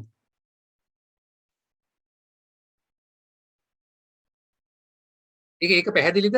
ඒ වගේම මෝහ දෙසිතේ දැන් එකක තියෙනවනේ විචිකිච්ඡාව. විචිකිච්ඡාවත් අර පැත්තට ගියේ නෑනේ. මෝහ දෙසිතම ගියේ නැති නිසා එහෙනම් විචිකිච්ඡාවත් මෙතෙන්ට එන්න ඕනේ. ඊළඟට දිට්ඨි විප්‍රයුක්ත සිත් හතරෙහි ලෝභය එන්න ඕනේ. ඇයි මෙතනින් මේ අතහැරපු එක? එයා මෙතෙන්ට එන්න ඕනේ. දෝෂ මූල සිත් දෙකෙහි දෝෂය මෙතෙන්ට එන්නට ඕනේ. රූප 28යි නිර්වාණයයි එන්නට ඕනේ. හරිද? සමාවෙනස විචිකිච්ඡාසිත ග්‍රන්ථ සම්පයුක්ත නෑනේ. ග්‍රන්ථ විප්‍රයුක්තයි. ඔව්. එතකොට එතන විචිකිච්ඡාව විතරක් අයින් කරන්නේ මේ ඇයි මෙතන 79 තුල තියෙනවනේ. නෑ අනිත් පැත්තේ චෛතසික 25. ඔව්. හරි. හරි. එහෙම විචිකිච්ඡාවල් ඇති වෙනවා කියන්න.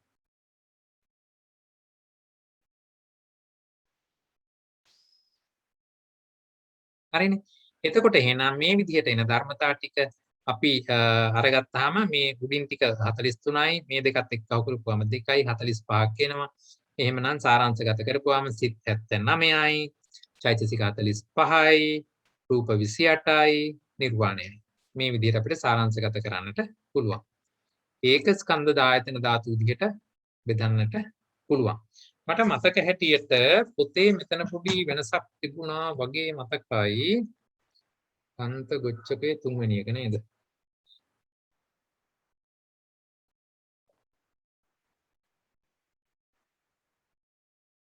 ඔව් එතන කොහොමද තියෙන්නේ? ග්‍රන්ථ ගොච්චකයේ ග්‍රන්ථ සම්පයුක්ත ධර්ම කියන තැන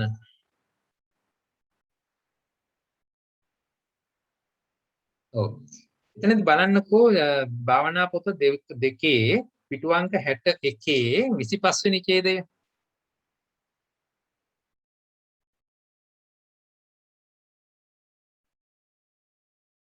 ඒකෙදී ග්‍රන්ථ සම්පයුක්තා ධම්මා යන ප්‍රථම පදයාගේ අභිධේයාර්ථවත් ස්වરૂපාර්ථ වශයෙන් ලෝභ මූල, දෝෂ මූල, අකුසල් සිත් 10ද ඒක හරි. දෝෂ විසිකිච්ඡා වර්ජිත කියලානේ තියෙන්නේ. තත් සම්පයුක්ත පස්විති චෛතසිකයේද කියලා තියෙන්නේ. හැබැයි එතන කියලා නෑ නේද දිට්ඨි විප්‍රයුක්ත සිත් හතරේ ලෝභය කියලා. මෙන්න මේ කැලල කියලා නෑ නේද?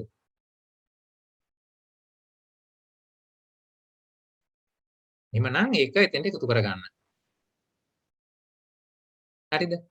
ඊළඟට 26 වෙනි එකේදී 26 වෙනි ඡේදයේදී ග්‍රන්ථ විප්‍රයුක්තා ධර්මා යන ද්විතීය පදයාගේ අභිධේයාර්ථවත් ස්වરૂපාර්ථ වශයෙන් ලෝභ මූල, දෝෂ මූල, අකුසල් සිත් 10 වර්ජිත 80 චිත්තයද ඒ කියන්නේ සිත් 79ද. හරි. තත් සම්පයුක්ත චෛතසික 8 30ද 38යි. හරි. ඊට පස්සේ මෝහ දෙසිතේ මෝහ චතුස්කය අරගෙන නෑ නේද? දෝෂය දෝෂයයි ලෝභය. දෝෂ විචිකිච්ඡා දෙකද? අටවිසි රූපේද නිර්වාණයද? දෝෂයයි විචිකිච්ඡාවයි ගත්තා. මෙතන මේ ලෝභය අරගෙනත් නෑ.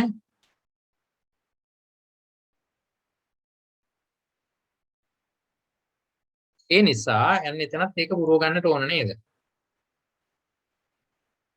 මේ කියන ලෝභය දිට්ඨිගත විප්‍රයුක්ත සිත් හතරේ ලෝභය පළවෙනි පදයට අරගෙනත් නැහැ. ඒ කියන්නේ ඡේදාංක 25ට අරගෙනත් නැහැ. ඡේදාංක 26ට අරගෙනත් නැහැ. ඒක කහු කරගන්න. මෙතනින් ලෝභය පළවෙනි පදෙන් ලෝභය වර්ජිතයි කියලා ගන්න ඕනේ විප්‍රයුක්ත සිත් හතරේ. දෙවෙනි පදෙන් ලෝභය මේ මොනවාද විප්‍රයුක්තයි කියලා මේ පැත්තට එකතු කර ගන්න ඕනේ. හරිද ඒක? ඊළඟට 26 වෙනි ඡේදයේම මම හිතන්නේ මේක මට ගන්න බැරිද මේ බලන්න පින්න ගන්න පුළුවන් වෙයිද බලන්න. සර් සමා වෙන්න පොඩි ප්‍රශ්නයක් තියෙනවා. ඔව්. ඉදිරිපත් කරන්නද? කියන්නකෝ බලන්න.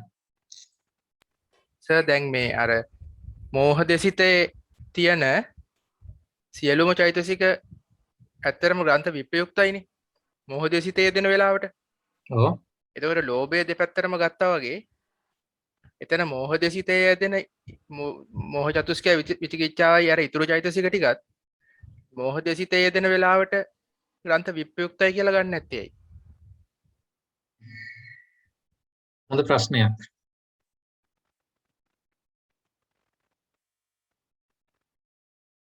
කාට හරි පුළුවන් දෙයකට උත්තරයක් දෙන්න. හිතන්න බලන්න.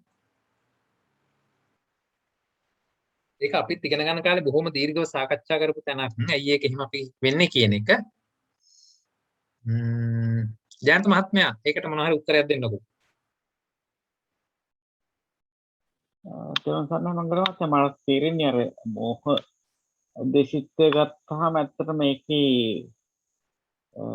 ග්‍රන්ථ සම්බන්ධයක් නැති හින්දා ඒ සියල්ලම ගත යුතුයි වගේ හිතෙනවා.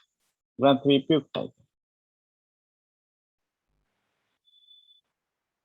නමුත් මොකක් හරි හේතුවකට අපි ගත්තේ මේ මෝහ චතුස්කය විතරයි නේද? මටත් එකපාරට දැන් මතක් වෙන්නේ නැහැ මොකද්ද අපි එතනදී සාකච්ඡා කළේ කියලා. අපි ඒක තව චුට්ටක් බලලා විස්තර කරමු. දැනට මෙතන සටහනක් දාගන්න ඔයගොල්ලෝ මෙහිමයි කියලා. මෙතන අනිත් එක එන්නේ නැත්තේ ඇයි කියලාත් මෝහ දෙසිතේ සියලුම චෛතසික ගන්නෙ නැත්තේ ඇයි කියලාත් පොඩි සටහනක් දාගන්න. මමත් ඒක බලලා කියන්නම්. මට එකපාරට දැන් මතක් වෙන්නේ නැහැ. මේ මොකද්ද අපි එතෙන්ට යොදපු අර්ථකථනය කියලා. හොඳයි සර්. හරි. ඊළඟට මේකේ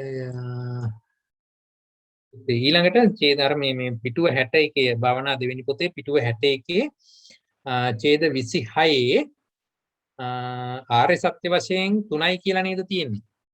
3යි. ඒක 4ක් වෙන්න ඕනනේ. ඇයි දැන් මෙතන මේ ලෝභයක් වෙනවනේ. දිට්ඨිගත විප්‍රයුක්ත සිත් අතරේ ලෝභය අනිවාර්යෙන් මේ පැත්තට එන්න එපාය. එතකොට ඒ ලෝභය සමුදය හැටියට යනවනේ. හරි. එතකොට නිර්වාණයේ තියෙනවා මාර්ග සිත් හතර තියෙනවා. හරි. එතකොට එතන දෙකයි. දුක්ඛ සත්‍යයක් තියෙනවා. එහෙනම් මෙතන ලෝභය ආපු නිසා සමුදය සත්‍යයක් තියෙන්න ඕනේ.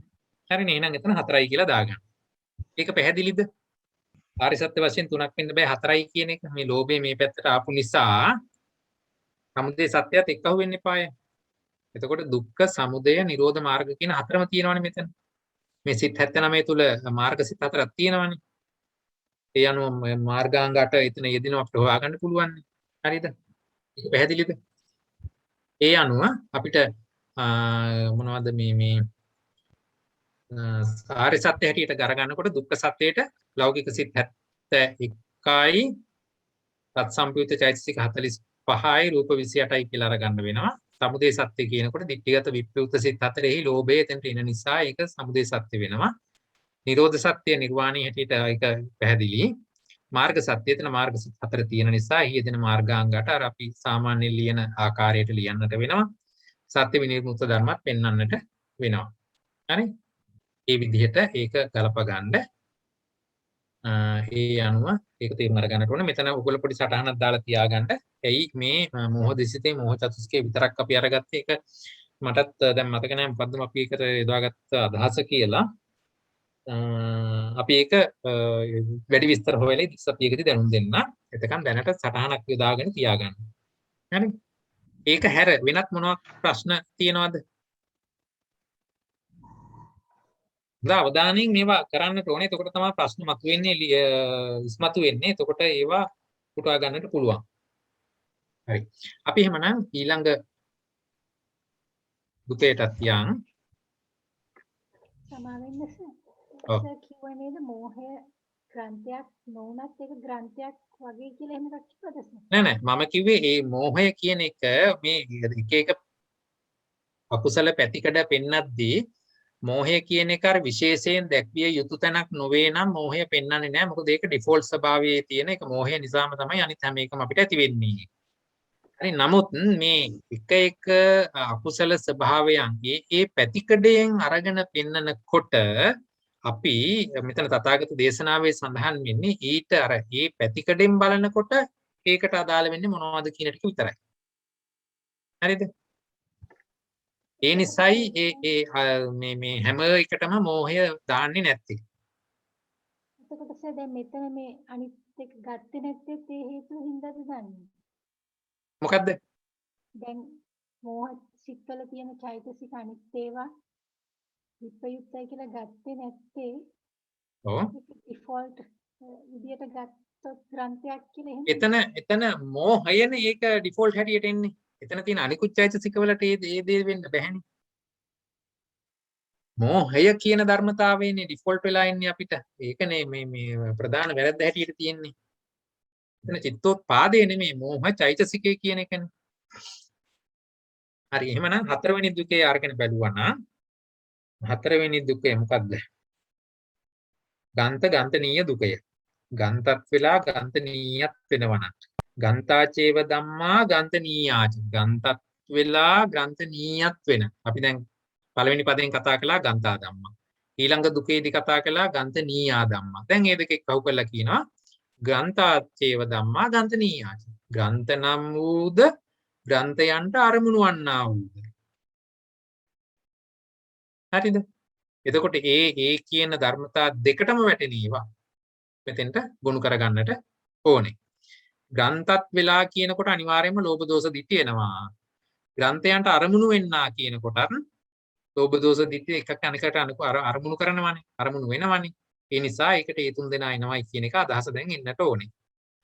එහෙමනම් ගන්ත ඊළඟ පදයට එන්නේ කොහොමද? ගන්ත නීයාචේව ධම්මා නෝච ග්‍රන්ථ. ගන්ත නීයයි. හැබැයි ඒගොල්ල ග්‍රන්ථ නෙමෙයි. ග්‍රන්ථ කියන එක කොහොමද පළවෙනි පදයට අරගත්තනේ. ඒකට දෙවෙනි පදයට අරගන්නේ පළවෙනි පදේ උඩයට මාරු කරලා පස්සට අර ගහරවල කරනවා. ගන්ත නීයාචේව ධම්මා නෝච ගන්තා. ගන්ත නීය වෙනවා. ඒ කියන්නේ ග්‍රන්ථයන්ට අරමුණු වෙනවා. හැබැයි ග්‍රන්ථ නෙමෙයි. එතකොට ඒක තමයි එතන විස්තර වෙන්නේ. ග්‍රන්ථයන් හට අරමුණු වන්නා වූද එහෙත් ග්‍රන්ථ නම් නොවූද. හරිද?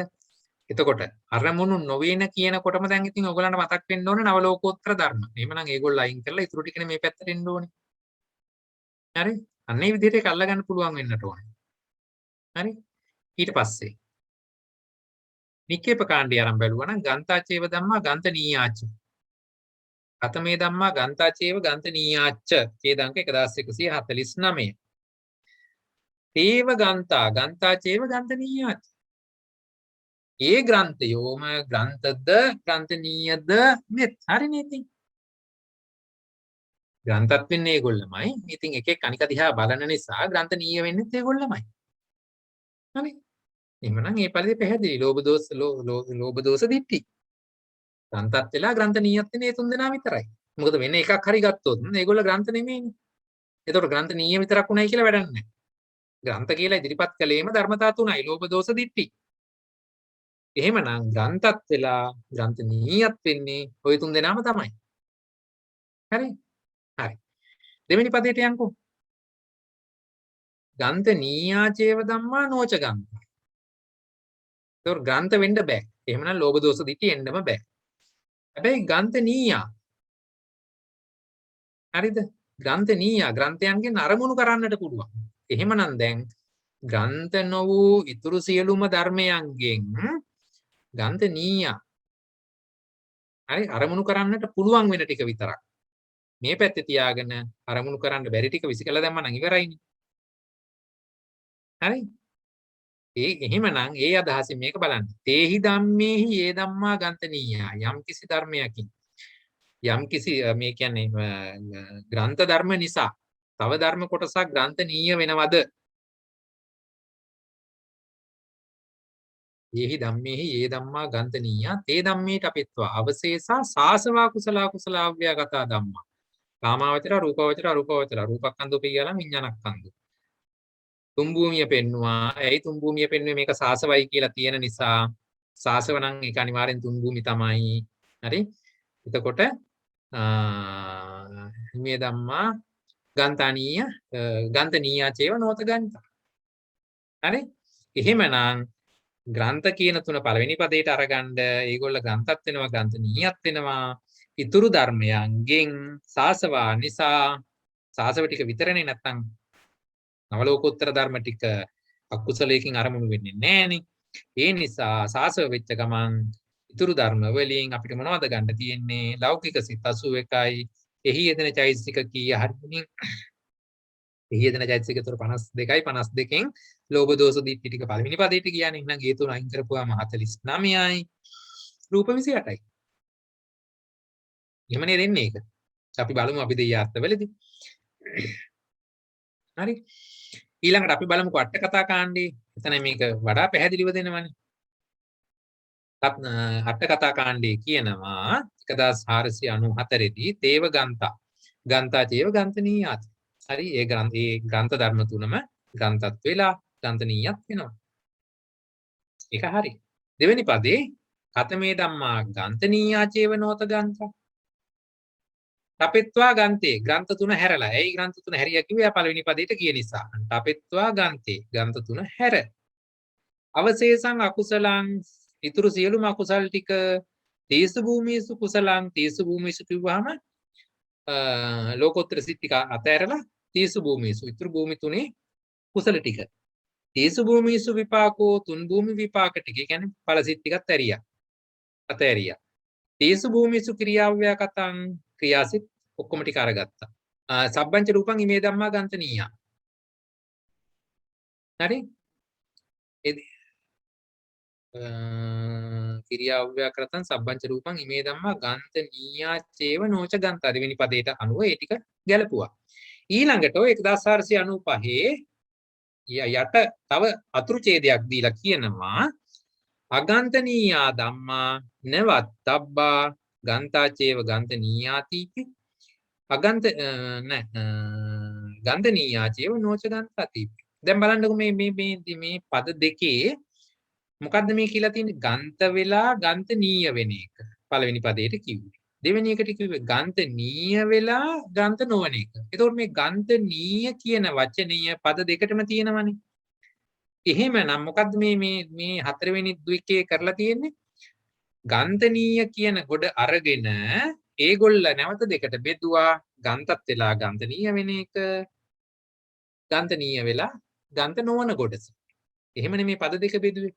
එතකොට මුලටම අරගත්තේ මේ මහ ගොඩ හැටියට ගත්තේ ගන්තනීයා එක අරගෙන නම් දෙකට බෙදලා පෙන්නුවේ. එතකොට අගන්තනීයා ටික මේ පද දෙකටම ඉන්නේ නැහැනේ. දැක්කද? ගන්තනීයා කොට අරගෙන දෙකට බෙදලා පෙන්නුවා පද දෙකට.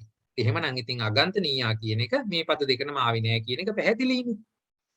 ඒ නිසා තමයි ඔය යට තියෙන දෙවෙනි ඡේදයෙන් මේ උපඡේදයෙන් කියන්නේ අගන්තනීයා ධම්මා නවත්තබ්බා ගන්තාචේව ගන්තනීයාතිපි ගන්තනීයා චේව නොත ගන්තාති. අර කියන අගන්තනීයා ධර්ම ටික පළවෙනි පදේට එනවා කියන්නත් එපා, දෙවෙනි පදේට එනවා කියන්නත් එපා කියලා නෙවෙයි කියන්නේ. ඒක පැහැදිලි. ඊළඟට අභිදේයාර්ථ අහුලනකොට ගන්තාචේව ගන්තනීයා කියනකොට ගන්ත ධර්ම තුන ලෝභ දෝෂ දිට්ඨි. ඒක හරි. ආර්ය ස්කන්ධ එකයි, ආයතන එකයි, ධාතු එකයි, සත්‍ය දෙකයි. හරි. සත්‍ය දෙක කියලා කිව්වේ ලෝභය සමුදය සත්‍ය, ඊටු ටික දුක්ඛ සත්‍ය. ගන්තනීයා චේව ධම්මා නොච ගන්තා කියනකොට අකුසල සිත් 12යි, එහි යෙදෙන චෛතසික 24යි, තුන් භූමි කුසල් අර අට කතා කාණ්ඩයේ තිබිච්ච පද පිළිවෙල අරගන්න. හරි. එහි යෙදෙන මොනවද තුන් භූමි කුසල් කිව්වම තුන් භූමිනේ කුසල් සිත් 17යි, එහි යෙදෙන චෛතසික 38යි. තුන් භූමි විපාක කිව්වහම විපාක සිත් 32යි, එහි යෙදෙන චෛතසික 35යි. එතන කිව්වේ ක්‍රියා අව්‍යා කතා ඔක්කොම ටික එනවනේ. තුන් භූමි ක්‍රියා කියලා කිව්වහම ක්‍රියාසිත 20යි. එහි යෙදෙන චෛතසික 35යි රූප 28යි ඔක්කොම ටික ගත්තා.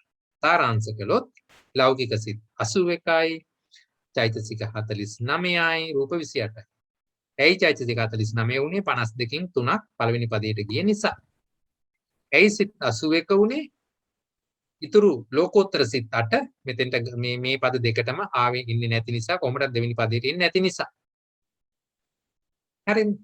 එතකොට ලෞකික සිත් 81යි චෛතසික 49යි රූප 28යි තමයි අපි දෙයියාර්ථ හැටියට හඳ ගන්න පුළුවන් වෙන්නේ. එහෙමනම් ඒක ස්කන්ධ 5යි ආයතන 12යි ධාතු 18යි සත්‍ය 1යි. ලෞකික ලෝකෝත්තර ධර්ම ටික නැහැනේ. ලෝභයත් නැහැනේ. එහෙනම් සත්‍ය 1යි දුක්ඛ සත්‍ය විතරයි. හරිනේ. දැන් එතකොට මේ පද දෙකටම ගත්තේ නෑ මොනවද ලෝකෝත්තර ධර්ම ටික. අගන්තනීය ධර්මා ටික ගත්තේ නෑ. එහෙමනම් ඒක මේකෙන් බැහැර වෙච්ච ධර්ම. මොනවද? ලෝකෝත්තර සිත් 8යි, එහි යෙදෙන චෛතසික 36යි නිර්වාණයයි. මේ ටික අගන්තනීය ධර්ම. එහෙම නැත්නම් මේ ගන්තනීය දුකයෙන් බැහැර වෙච්ච ධර්ම. ඒ අනුව මේ හතරවෙනි දුකය සප්පදේශ දුකය. හරිනේ. ඒක පැහැදිලිද? මේ පොතේ තියෙන්නේ සත්‍ය දෙකක් කියලා. පිටේද මොකක්ද දන්නේ? 30. හරි ඉතින් ගලපලා බලමු අපි. ගන්තාචේව ගන්තනීයාච. ගන්තාචේව ධම්මා මේ හතරවෙනි නෑ හතරවෙනි දුකේ ගන්තාචේව ධම්මා ගන්තනීයාච. ප්‍රථම පදයක් අර්ථවත් වශයෙන් දෙකක එක හරි ගන්තනීයාචේව ධම්මා නොච ගන්තා. ඔව් කොයි ඡේදද කිව්වේ? හරි හරි ඒක හරි. හරි නේද? හරි හරි. හරි. එතකොට ඒක ඒ දුකේ හරි ඊට පස්සේ අපි බලමු එතකොට බහැර වෙනවා කියන්නේ සර් මෙතන බහැර වෙනවා කියන්නේ විනිර්මුක්ත වෙනවා කියන එකමද? ඔව් විනිර්මුක්ත වෙන දුකෙන් විනිර්මුක්ත දුක මුක්ත ඔව් දුකේ ඒ පද දෙකට ආවේ නෑනේ. හරි එතකොට දැන් පස්වෙනි එක අරන් බලමු ගන්තා චේව ධම්මා ගන්ත සම්පයුත්තාච. ගන්ත සම්පයුත්තා චේව ධම්මා නොච ගන්තා. මේ විදිහට පස්වෙනි පදේ අරගෙන බලමු පස්වෙනි යුගලයේ අරගෙන බලමු දැන්. එතනදී අපි කෙලින්ම භාවනා පොතට ගිහිල්ලා බලමු. ගන්තා චේව ගන්ත සම්පයුත්තාච. හරි? ගන්තා චේව ගන්ත නම් වූද ගන්ත සම්පයුක්ත වූද. සම්පයුක්තයි කියලා කියන්නේ ග්‍රන්ථ ධර්මයන් සමග සතර සංප්‍රයෝග ලක්ෂණයෙන් මිශ්‍ර වූද. හරි ඒක උපාද නිරෝධාස ආදී වශයෙන් එකට මිශ්‍ර වෙනවා නම් සංපයුක්ත වෙනවා නම් අන්න එතකොට දැන් මොකද්ද වෙන්න ඕනේ? ග්‍රන්ථත් වෙලා ග්‍රන්ථ සංපයුක්තත් වෙන්න ඕනේ. එතකොට ග්‍රන්ථ ධර්ම තුනයි අපි දන්නවා ලෝභ දෝෂ දිට්ඨි. දැන් එතකොට ඕකෙන් ග්‍රන්ථත් වෙලා ග්‍රන්ථ සංපයුක්තත් වෙන්න ඕනේ. කාට හරි හිතන්න පුළුවන්ද? මොනවද එන්න පුළුවන් වෙන්නේ කියලා? ලෝභ දෝෂ දිට්ඨි වලින් ග්‍රන්ථත් වෙලා ග්‍රන්ථ සංපයුක්තත් වෙන්න ඕනේ. එම සිතේම තමාට සංප්‍රයුක්ත ධර්මයක් එක්ක සංප්‍රයුක්ත වූ ග්‍රන්ථ ධර්මයක් එක්ක ඉන්නත් ඕනේ. හිතන්න බලන්න. ලෝභය සහ දිට්ඨිය පමණයි. ඒතර කවුද අයින් උනේ? කවුද අයින් උනේ? දිට්ඨිගත විප්‍රයුක්ත සිත් හතරන්නේ. නේද? ලෝභයයි දිට්ඨියයි අරගත්තා නම් කොයි ග්‍රන්ථ ධර්මයේද අයින් උනේ? දෝෂය. දෝෂය අයින් වුණා. ඒ කියන්නේ දෝෂය ග්‍රන්ථ සංපයුක්ත නැද්ද? සංපයුක්ත. දෝෂය කියන චෛතසිකය පහළ වෙන වෙලාවේදී එයාට සංප්‍රයුක්ත භාවය ලබා දෙන්න තවත් ග්‍රන්ථ ධර්මයක් එතන ඉන්නවද? නෑ. එහෙමනම් අන්න බලන්න දැන් හොඳයි. පැහැදිලිව අපිට කියන්න පුළුවන් ගන්තාචේව ගන්ත සංපයුක්තා කියවන්නේ. ඒ කියන්නේ ගන්තත් වෙලා ග්‍රන්ථ ධර්මයන් සමග මිශ්‍රත් වෙලා ඉන්නේ ලෝභයයි දිට්ඨියයි විතරයි. දෝෂේ ඉන්නේ තනියම. හරිද? අන්න ඒ වගේ දැන් අල්ල ගන්න ඕනේ. එහෙමනම් ග්‍රන්ථ සංපයුක්තා චේව ධම්මා නොච ගන්තා කිව්වහම ග්‍රන්ථ ධර්මයන් සමග සංප්‍රයුක්ත වූද ග්‍රන්ථ නම් නොවූද? පළවෙනි එකෙන් කිව්වේ මොකද්ද? ග්‍රන්ථ නම් වූද ග්‍රන්ථ ධර්මයන් සමග මිශ්‍ර වූද. මෙතන කියන්නේ ග්‍රන්ථ ධර්මයන් සමග සංප්‍රයුක්ත වූද ග්‍රන්ථ නම් නොවූද. හරිද? එතකොට එතෙන්ට එහෙමනම් අපිට ගන්න දැන් ග්‍රන්ථ ධර්මයන් සමග සංප්‍රයුක්ත වෙනවා කියලා කියනකොට ග්‍රන්ථ කියන්නේ ලෝභ දෝෂ දිට්ඨි ඒගොල්ලත් එක්ක සංප්‍රයුක්තයි කියන්නේ අනිවාර්යයෙන්ම අකුසල ගොඩේ මෝහ දිසිත. ඇර ඒ විදිහට ඒක හිතලා අපිට ගොඩනගන්න පුළුවන්. හරි. ඒ විදිහට අරගන්නට ඕනේ. අපි නික්කේප කාණ්ඩයට ගිහිල්ලා බැලුවා නම් කත්තමේ ධම්මා ගන්තාචේව ගන්ත සම්පයුත්තාච කියන පළවෙනි පදේ ආරම්භ වෙන ඕන්න බණ්ඩේ හරි ලස්සට විස්තර කරනවා. සීලබ්බත පරාමාසෝ කාය ගන්තෝ අවිජ්ජා කාය ගන්තේන ගන්තෝ චේව ගන්ත සම්පයුත්තෝච අවිජ්ජා කාය ගන්තෝ සීලබ්බත පරාමාසේන කාය ගන්තේන ගන්තෝ චේව ගන්ත සම්පයුත්තෝච මේ විදිහට එකක් අනික නිසා සම්ප්‍රයුක්ත වෙන ආකාරය ඒ වෙන තැන් වලදී වෙන්න කියනවා ග්‍රන්ථ ස්වභාවයෝ හතරයි ඒ හතර මෙන්න මේ විදිහට තමයි සම්ප්‍රයුක්ත වෙනවා නම් වෙන්නේ කියලා. ඒ අනුව මෙතනදී අපිට අපලා ගන්න පුළුවන් වෙනවා සීලබ්බත පරාමාස කාය ග්‍රන්ථය අවිජ්ජා කාය ග්‍රන්ථයත් සමග එකිනෙකාට සම්ප්‍රයුක්ත වෙනවා. සීලබ්බත පරාමාසය කිව්වේ ditthිය. අවිජ්ජා කාය ග්‍රන්ථය කිව්වේ ලෝභය. ලෝභයයි ditthිය එකට ඉන්නවා කියන එක නෝයි සරලව කියලා තියෙන්නේ. ටිකක් අපි මේ ලොකු වචන දාලා කියලා තියෙන්නේ. සීලබ්බත පරාමාස කාය ග්‍රන්ථය කියන්නේ ditthි චෛතසිකය. අවිජ්ජා කාය ග්‍රන්ථය කියන්නේ ලෝභ චෛතසිකය. ඉතින් ලෝභයයි ditthියයි එකට ඉන්නවා කියන එකයි කියන්නේ. එතකොට ලෝභය නිසා ditthියක්, ditthිය නිසා ලෝභයක් මේ විදිහට සම්පයුක්ත වෙනවා ග්‍රන්ථ ස්වභාවයේදීම. ඒ වගේම තමයි ඉදං සච්චාබිනිවේෂ කාය ග්‍රන්ථ කියන්නේ ditthිය, නැවත අවිජ්ජා කාය ග්‍රන්ථය කියන්නේ ලෝභය. එහෙමනම් මේ කියන ස්වභාවවලදී අවිජ්ජා කාය ග්‍රන්ථය සීලබ්බත පරාමාස කාය ග්‍රන්ථයට ඉදං සච්චාබිනිවේෂ කාය ග්‍රන්ථයට සම්ප්‍රයුක්ත භාවය සපේනවා. ඒ වගේම සීලබ්බත පරාමාස කාය ග්‍රන්ථය අවිජ්ජා කාය ග්‍රන්ථයට සම්ප්‍රයුක්ත භාවය සපේනවා. ඉදං සච්චාබිනිවේෂ කාය ග්‍රන්ථය අවිජ්ජා කාය ග්‍රන්ථයට සම්ප්‍රයුක්ත භාවය සලකනවා. A Bට B Aට ඒ විදිහට එකිනෙකාට සම්ප්‍රයුක්ත භාවය සපයා ගනිමින් ග්‍රන්ථාචේව ගන්ත සම්පයුක්තා කියන පදයට ගොනු වෙලා ඉන්නවා. එහෙනම් ඒ අනුව ලෝභයයි ditthියයි විතරයි නික්කේප කාණ්ඩය එතනදී ඉදිරිපත් කරලා පෙන්වන්නේ. එතකොට මේ දෙන්න එකට ඉන්නේ ditthිගත සම්පයුක්ත අතරේ පමණයි. හරිනේ. හතර ආකාරයි නේද? දෙකයි නෙන්නේ. ඒක උනාට හරි මේක මේ එකිනෙකාට අරගත්තොත් මෙයා එයාට එයා මෙයාට කියන එක. හරි. හරි. ඊළඟට ගන්ත සම්පයුත්තා චේව නොච ගන්තා කියන තැනේදී තේහි ධම්මේහි යේ ධම්මා සම්පයුත්තා යම් ධර්ම කෙනෙක් ඒ ධර්මයන් හා සම්ප්‍රයුක්ත වූවා නම් ඒ ධර්මයන් තබා ඉතුරු ටික. හරිනේ. එතකොට ඉතුරු ටික කොහෙද? ගන්ත සම්පයුත්තා. ගන්ත සම්පයුක්ත වෙන කොටසින් එහෙනම් අකුසල් සිත් 10න් ඉතුරු ටික අරගන්න. හරිනේ. එතකොට ලෝභ ditthi ටික අයින් කරලා ඉතුරු චෛතසික ටික ගලපලා අරගන්න. අට කතා කාණ්ඩයට ගියාම කතමේ ධම්මා ගන්තාචේව ගන්ත සම්පයුක්තාච කියලා කිව්වහම යත්ත දිට්ඨිච ලෝභෝච ඒකතෝ උප්පජ්ජಂತಿ. බලන්න එතන කියලා තියෙන ලස්සන එක. දිට්ඨියයි ලෝභයයි එකට උපදින යම් තැනක් තියෙනවා නම් මේ ධම්මා ගන්තාචේව ගන්ත සම්පයුක්තාචේත අන්න එතනදී ග්‍රන්ථත් වෙලා ග්‍රන්ථ සම්පයුක්තත් වෙනවා කියලා කිව්වා. හරිද? ඊළඟට එහෙමනම් ඉතින් ඒක ඒ විදිහට කිව්වනම් දෙවෙනි පදේට ගන්ත සම්පයුක්ත වෙලා නොච ගන්තා කියනකොට අට ලෝභ සහගත චිත්තුප්පාදා ද්වේ දෝමනස සහගත චිත්තුප්පාදා එත්තුප්පන්නේ ගන්තේට අපෙත්වා ඉමේ ධම්මා ගන්ත සම්පයුක්තා චේව නොච ගන්තා. ලෝභ සහගත චිත්ත 8යි ද්වේ දෝමනස සහගත චිත්තුප්පාදා දෝමනස් සහගත සිත් 2යි එත්තුප්පන්නේ ගන්තේට අපෙත්වා. එහි යෙදෙන ග්‍රන්ථ ධර්ම හැර.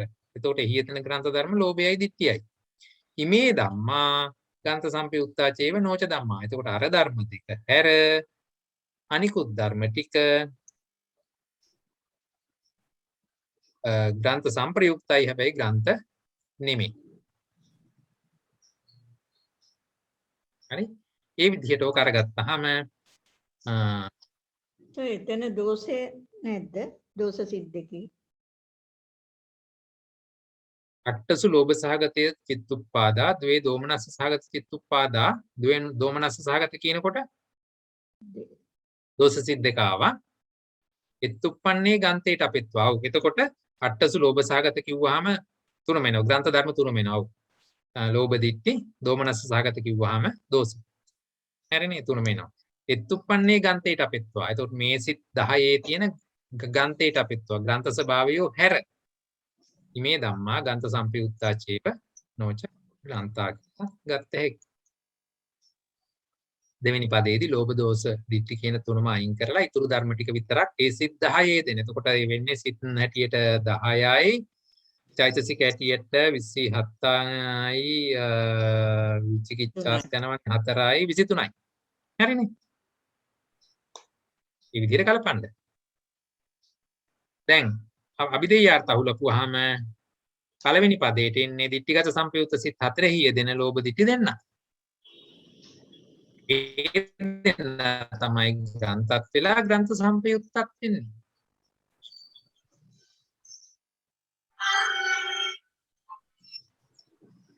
එහෙමනම් ඊළඟ පදේ අරගෙන බලන්න ග්‍රන්ථ සම්පයුක්තා චේව නොච ගන්තා කියන තැනදී මෙතන සිත් 10යි සිත් 10යි කියලා කිව්වේ ලෝභ මූල සිත් 8යි දෝෂ මූල සිත් 2යි.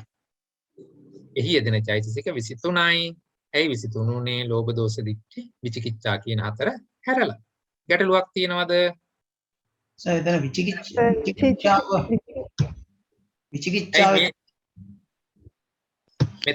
මෙතන චෛතසික 23 අරගනින්දි කොහොමද ගත්තේ? විචිකිච්ඡා වර්ජිත කියලා මම කියලා තියෙනවා. විචිකිච්ඡාව අරගෙන නැහැ. හරි මේ පැත්තෙන් ගන්න අකමැති නම් තියෙන ටික කවු කරන් එන්න. චෛතසික ගණන් කරද්දී ක්‍රම දෙකක් තියෙනවා. 10 තියෙන චෛතසික කවු කරන් එන එක ක්‍රමයක්. එහෙම නැත්නම් තියෙන්න පුළුවන් උපරිම චෛතසික 27යි 27න් අයින් කරන ටික අයින් කරගෙන ඉන්න. ඒ තව ක්‍රමයක්. වඩා සුදුසු එක ඒ තැනට අනුරූපව යොදන්න පුරුදු වෙන්න. දැන් මම මෙතන හැදුවේ විචිකිච්ඡාව නැතුව ගත්තේ කොහොමද සර්? විචිකිච්ඡාව එන්නේ නැත්තේ මෙතන අපි ධර්ම හැටියට මොනවද අරගත්තේ? සිත් 8යි 2යි 10යි. එතන අරගත්තද මෝහ මූල සිත් දෙක. අපි අරගත්තේ තත්සම්පයුක්ත චෛතසික. තත්සම්පයුක්ත චෛතසික. තත්සම්පයුක්ත වෙන්නේ නැහැ නේද විචිකිච්ඡාව?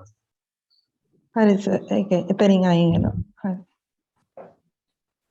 එතකොට දැන් මෙතන අරන් තියෙන්නේ ග්‍රන්ථ සම්පයුක්ත ධර්මයෝ අරගෙන දෙකට බෙදලානේ පෙන්නලා තියෙන්නේ. එහෙමනම් ග්‍රන්ථ විප්පයුක්ත ධර්මයෝ දුක මුක්තයි. මේ දුකයෙන් බැහැර වෙනවා. මොනවද එතකොට ග්‍රන්ථ විප්පයුක්ත ධර්ම?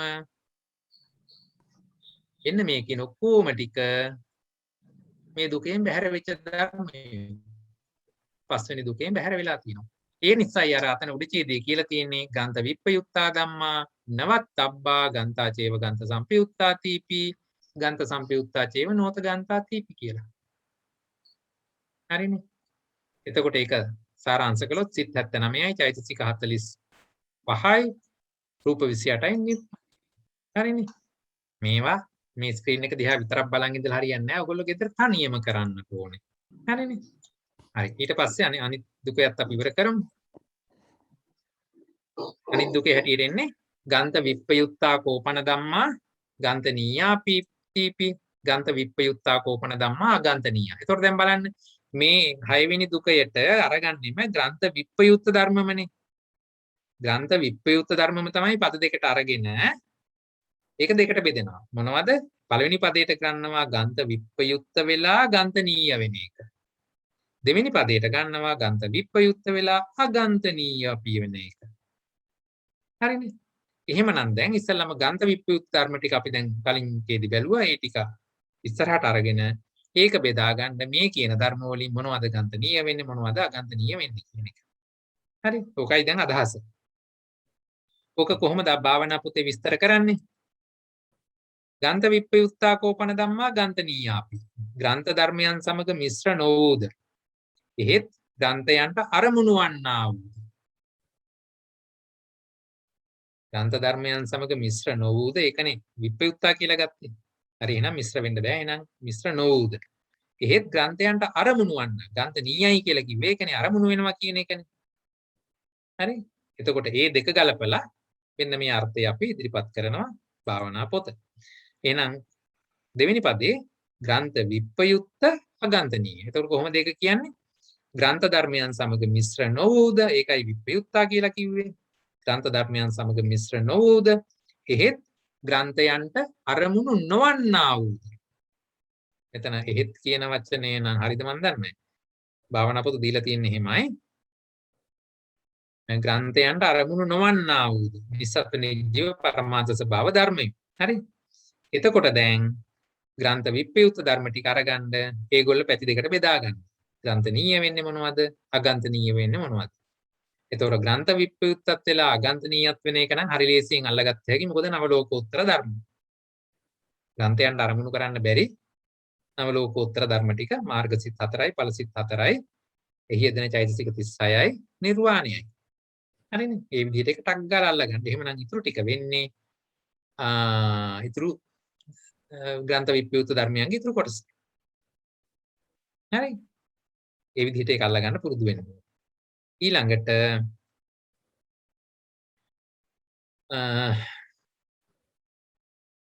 නික්කේප කාණ්ඩය. නික්කේප කාණ්ඩයේදී ග්‍රන්ථ විප්‍රයුක්ත ගන්තනීය කියන එකට කොහොමද අර්ථය දීලා තියෙන්නේ? යම් ධර්ම කෙනෙක් ඒ ධර්මයන්ගෙන් විප්‍රයුක්ත වූවා වුනම් කාමාවචර රූපාවචර අරූපාවචර වූ ශාස්ත්‍රව වූ කුසල කුසල අව්‍යාකෘත ධර්මයෝය. එතකොට ස්කන්ධ හැටියට දක්වාදී රූපස්කන්ධය විඥානස්කන්ධය යන මේ ධර්මයෝ ග්‍රන්ථ විප්‍රයුක්ත ග්‍රන්ථනීය වූවාහු වෙත්. දැන් ඔයගොල්ලන්ට මම කියලා දුන්නානේ නික්කේප කාණ්ඩේ එක්තරා රටාවකටයි මේක ඉදිරිපත් කරන්න කියලා. ඒ රටාවට අනුව තමයි මේ කියලා තියෙන්නේ. යම් ධර්ම කෙනෙක් ග්‍රන්ථ ධර්මයන්ගෙන් විප්‍රයුක්ත වූවාහු නම් ඊට පස්සේ භූමි හැටියට කියනවා. ඊට පස්සේ ස්කන්ධ හැටියට කියනවා. ඒ ආදී වශයෙන් තමයි එතන විස්තර වෙන්නේ. ඒ නිසායි මේ විදිහේ වචන පෙළියක් එතෙන්ට ගැලපෙන්නේ. හරි. එතකොට විප්‍රයුක්ත ධර්ම ටික අරගන්න ඒකෙන් ග්‍රන්ථනීය ටික වෙන් කරගන්න. දෙවෙනි පදේ අරගෙන නික්කේප කාණ්ඩයෙන් බැලුවා නම් අපරියාපන්න වූ මාර්ගයෝද මාර්ගඵලයෝද අසංකත ධාතුවද ග්‍රන්ථ විප්‍රයුක්ත අගන්තනීය වූවාහු වෙත්. ග්‍රන්ථ විප්‍රයුක්තයි. මොකද මේ ලෝකෝත්තර ධර්මයක කවදාවත් ග්‍රන්ථ ධර්මයක් දෙන්නේ නැහනේ. ඊට ඒ වගේම ග්‍රන්ථයන්ට අරමුණු කරන්නත් බෑ. ඒ නිසා ග්‍රන්ථ විප්‍රයුක්තයි කියන්නත් පුළුවන්, අගන්තනීයයි කියන්නත් පුළුවන්. මේ දෙකටම ගැලපෙනවා නව ලෝකෝත්තර ධර්ම කියන එක. හරිනේ. ඊළඟට අට කතා කාණ්ඩයට ගියා නම් එතනදී අර වගේම කියනවා චිත්තුප්පාද හැටියට චතුසු දිට්ඨිගත විප්‍රයුක්ත ලෝභ සහගතේසු චිත්තුප්පාදේසු උපන්නෝ ලෝභෝ. අන්න මෙන්න මේ තැන උපදිච්ච ලෝභය. ද්වේෂ දෝමනස්ස සහගතේසු චිත්තුප්පාදේසු උප්පන්නම් පටිගං. මෙන්න මෙතන ඉපදිච්ච පටිගය ද්වේෂය. විචිකිච්ඡා සහගතෝ චිත්තුප්පාදෝ උද්ධච්ච සහගතෝ චිත්තුප්පා. විචිකිච්ඡායයි උද්ධච්චයයි ගණ්ඩ මේ මුළු චිත්තුප්පාදේම. ඊසු භූමිසු කුසලං තීසු භූමිසු විපාකෝ තීසු භූමිසු කිරියාව්‍යකතං සබ්බංච රූප. අපි මේක ඉස්සෙල්ලා කතා කළානේ ග්‍රන්ථ විප්‍රයුක්ත දුකේදී. ඒ ධර්ම ටික. හරි. එතකොට මේ ටික ඒ ග්‍රන්ථ විප්‍රයුක්ත දුකේ කතා කරපු ඒ ටිකම තමයි. ඒකෙන් අපි මේ ටික අරගෙන මේ දෙකට බෙදන්නේ ග්‍රන්ථනීයයි අගන්තනීයයි කියලා. හරි. එතකොට මේකේ වෙන ග්‍රන්ථනීය ටික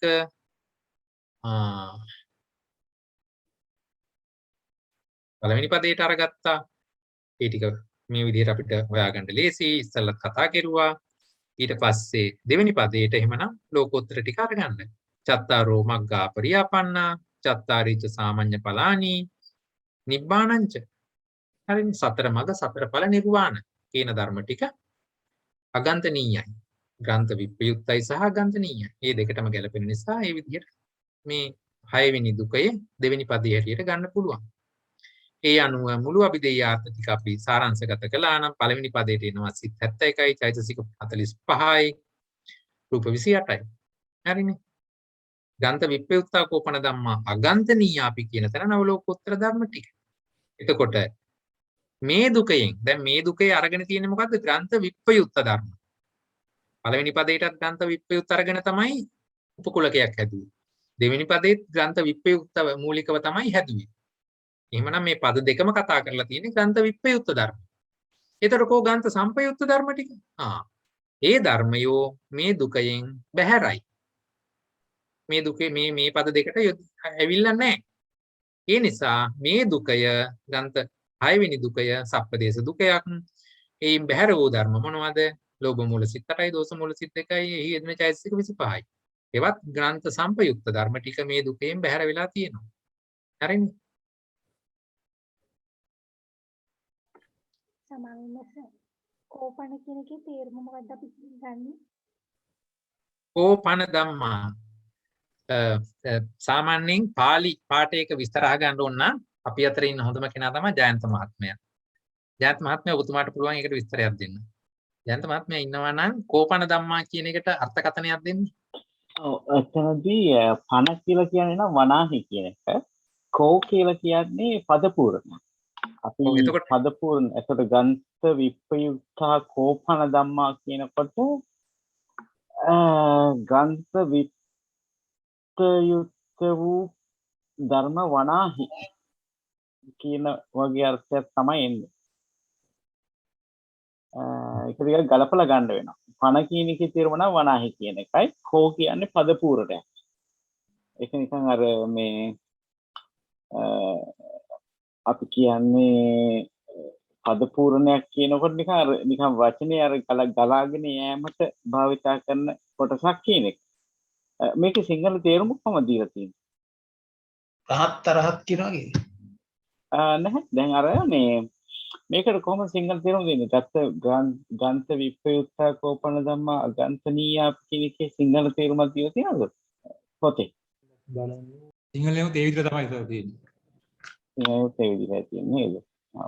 මේක අර මේ ගලාගෙන යෑම අනුව තමයි ඒක දීලා තියෙන්නේ. ගන්ත විප්‍රයුක්තා කෝපන ධම්මා අගන්තනීය. එතනදී අපි ගන්නේ ගන්ත විප්‍රයුක්ත වන ධර්මත් අගන්තනීය ධර්මත් විදිහට නිකන් නේද? අපි පොඩ්ඩක් හොයලා බලමු හරියටම මේකක් දෙන්න බලමු මංගල මහත්මයා පස්සේ. හරි හරි හොඳමයි බොහොම පිං. හරි ඊළඟට එතකොට ඒක හරි ඒකත් හරි. හරි එතකොට දැන් තව මොනවද ගැටලු තියෙන්නේ මේක සාකච්ඡා කරන්න? මොන වගේ ඔයගොල්ලොත් නිතරම ප්‍රශ්න අහනවා නම් අපෙත් පොඩ්ඩක් ඔළුව බ්‍රෂ් අප් වෙලා එනවා. අපිත් මේ අවුරුදු ගානකට කලින් මේ මතක් කර කරන්නේ. ඉතින් ඒ නිසා මේ හැම වෙලාවකම සාකච්ඡා ස්වරූපයෙන් එන්න. එතකොට අපි දෙගොල්ලන්ට මේක ප්‍රයෝජනයි. හැම වෙලාවකම ප්‍රශ්න අහන්නට ඕනේ නැත්නම් අභිධර්ම ඉගෙන ගන්නට අමාරුයි. ඒ මිසක් අභිධර්මයේ ඇත්තටම අමාරුයි කියලා ක්ලාසිෆයි කරන්න එපා. හරියට පියවරෙන් පියවර යනවා නම් අභිධර්මයේ තේරුම් ගන්න පුළුවන්. ඒ තරම් අමාරු දෙයක් නෙමෙයි. සමාවෙන්ස මේ ගියසුමානේ අර මේ එක මහත්මියක් කිව්වා අර මේ මාතිකා පොත් දෙක අවශ්‍ය වෙනවා කියලා. මගේ ළඟ මාතිකා පොත් තියෙනවා. ගන්න ක්‍රමයක් තියෙනවද කියලා දැනගන්න. හරි මේ මහත්මිය මට කතා කරලා කිව්වොත් සම්බන්ධතාවය ඇති කරලා දෙන්නට පුළුවන්. ප්‍රශ්නේ තියෙන්නේ දැන් මෙතන ඉන්න ඔඩියන්ස් එක රට වටේ ඉන්න කට්ටියක් ඉන්නේ තැන් වල. ඉතින් ඒ නිසා සමහර වෙලාවට සම්බන්ධ කරගැනීමේ අපහසුතාවක් තියෙනවා. නමුත් මටත් මතක නැහැ කවුද කිව්වේ කියලා. නැවත මට පෞද්ගලිකව හරි මතක් කළොත් මම මේ අවස්ථාව ලබා දෙන්නම්. කොහොම පින් ඔබතුමියට. අපි ඉදිරියේදී ඇත්තට බලාපොරොත්තු වෙනවා මේ පොත් දෙක මුද්‍රණය කරන්න. ඒ වෙනකොට තව මාසයක් දෙකක් තුනක් ඇතුළතදී ඔය ප්‍රශ්න නම් විසඳෙනවා. නමුත් කොවිඩ් එක සංසිඳුනොත් හැමෝටම පහසුවෙන් පොත් ලබා ගන්නට පුළුවන් වේවි. හොඳයි. එහෙමනම් අද දවසේ මම හිතන්නේ කාල වේලාව ඉක්ම ගිහිල්ලා තියෙන නිසා අපි අද දවසේ පාඩම මෙතකින් સમાપ્ત කරනවා.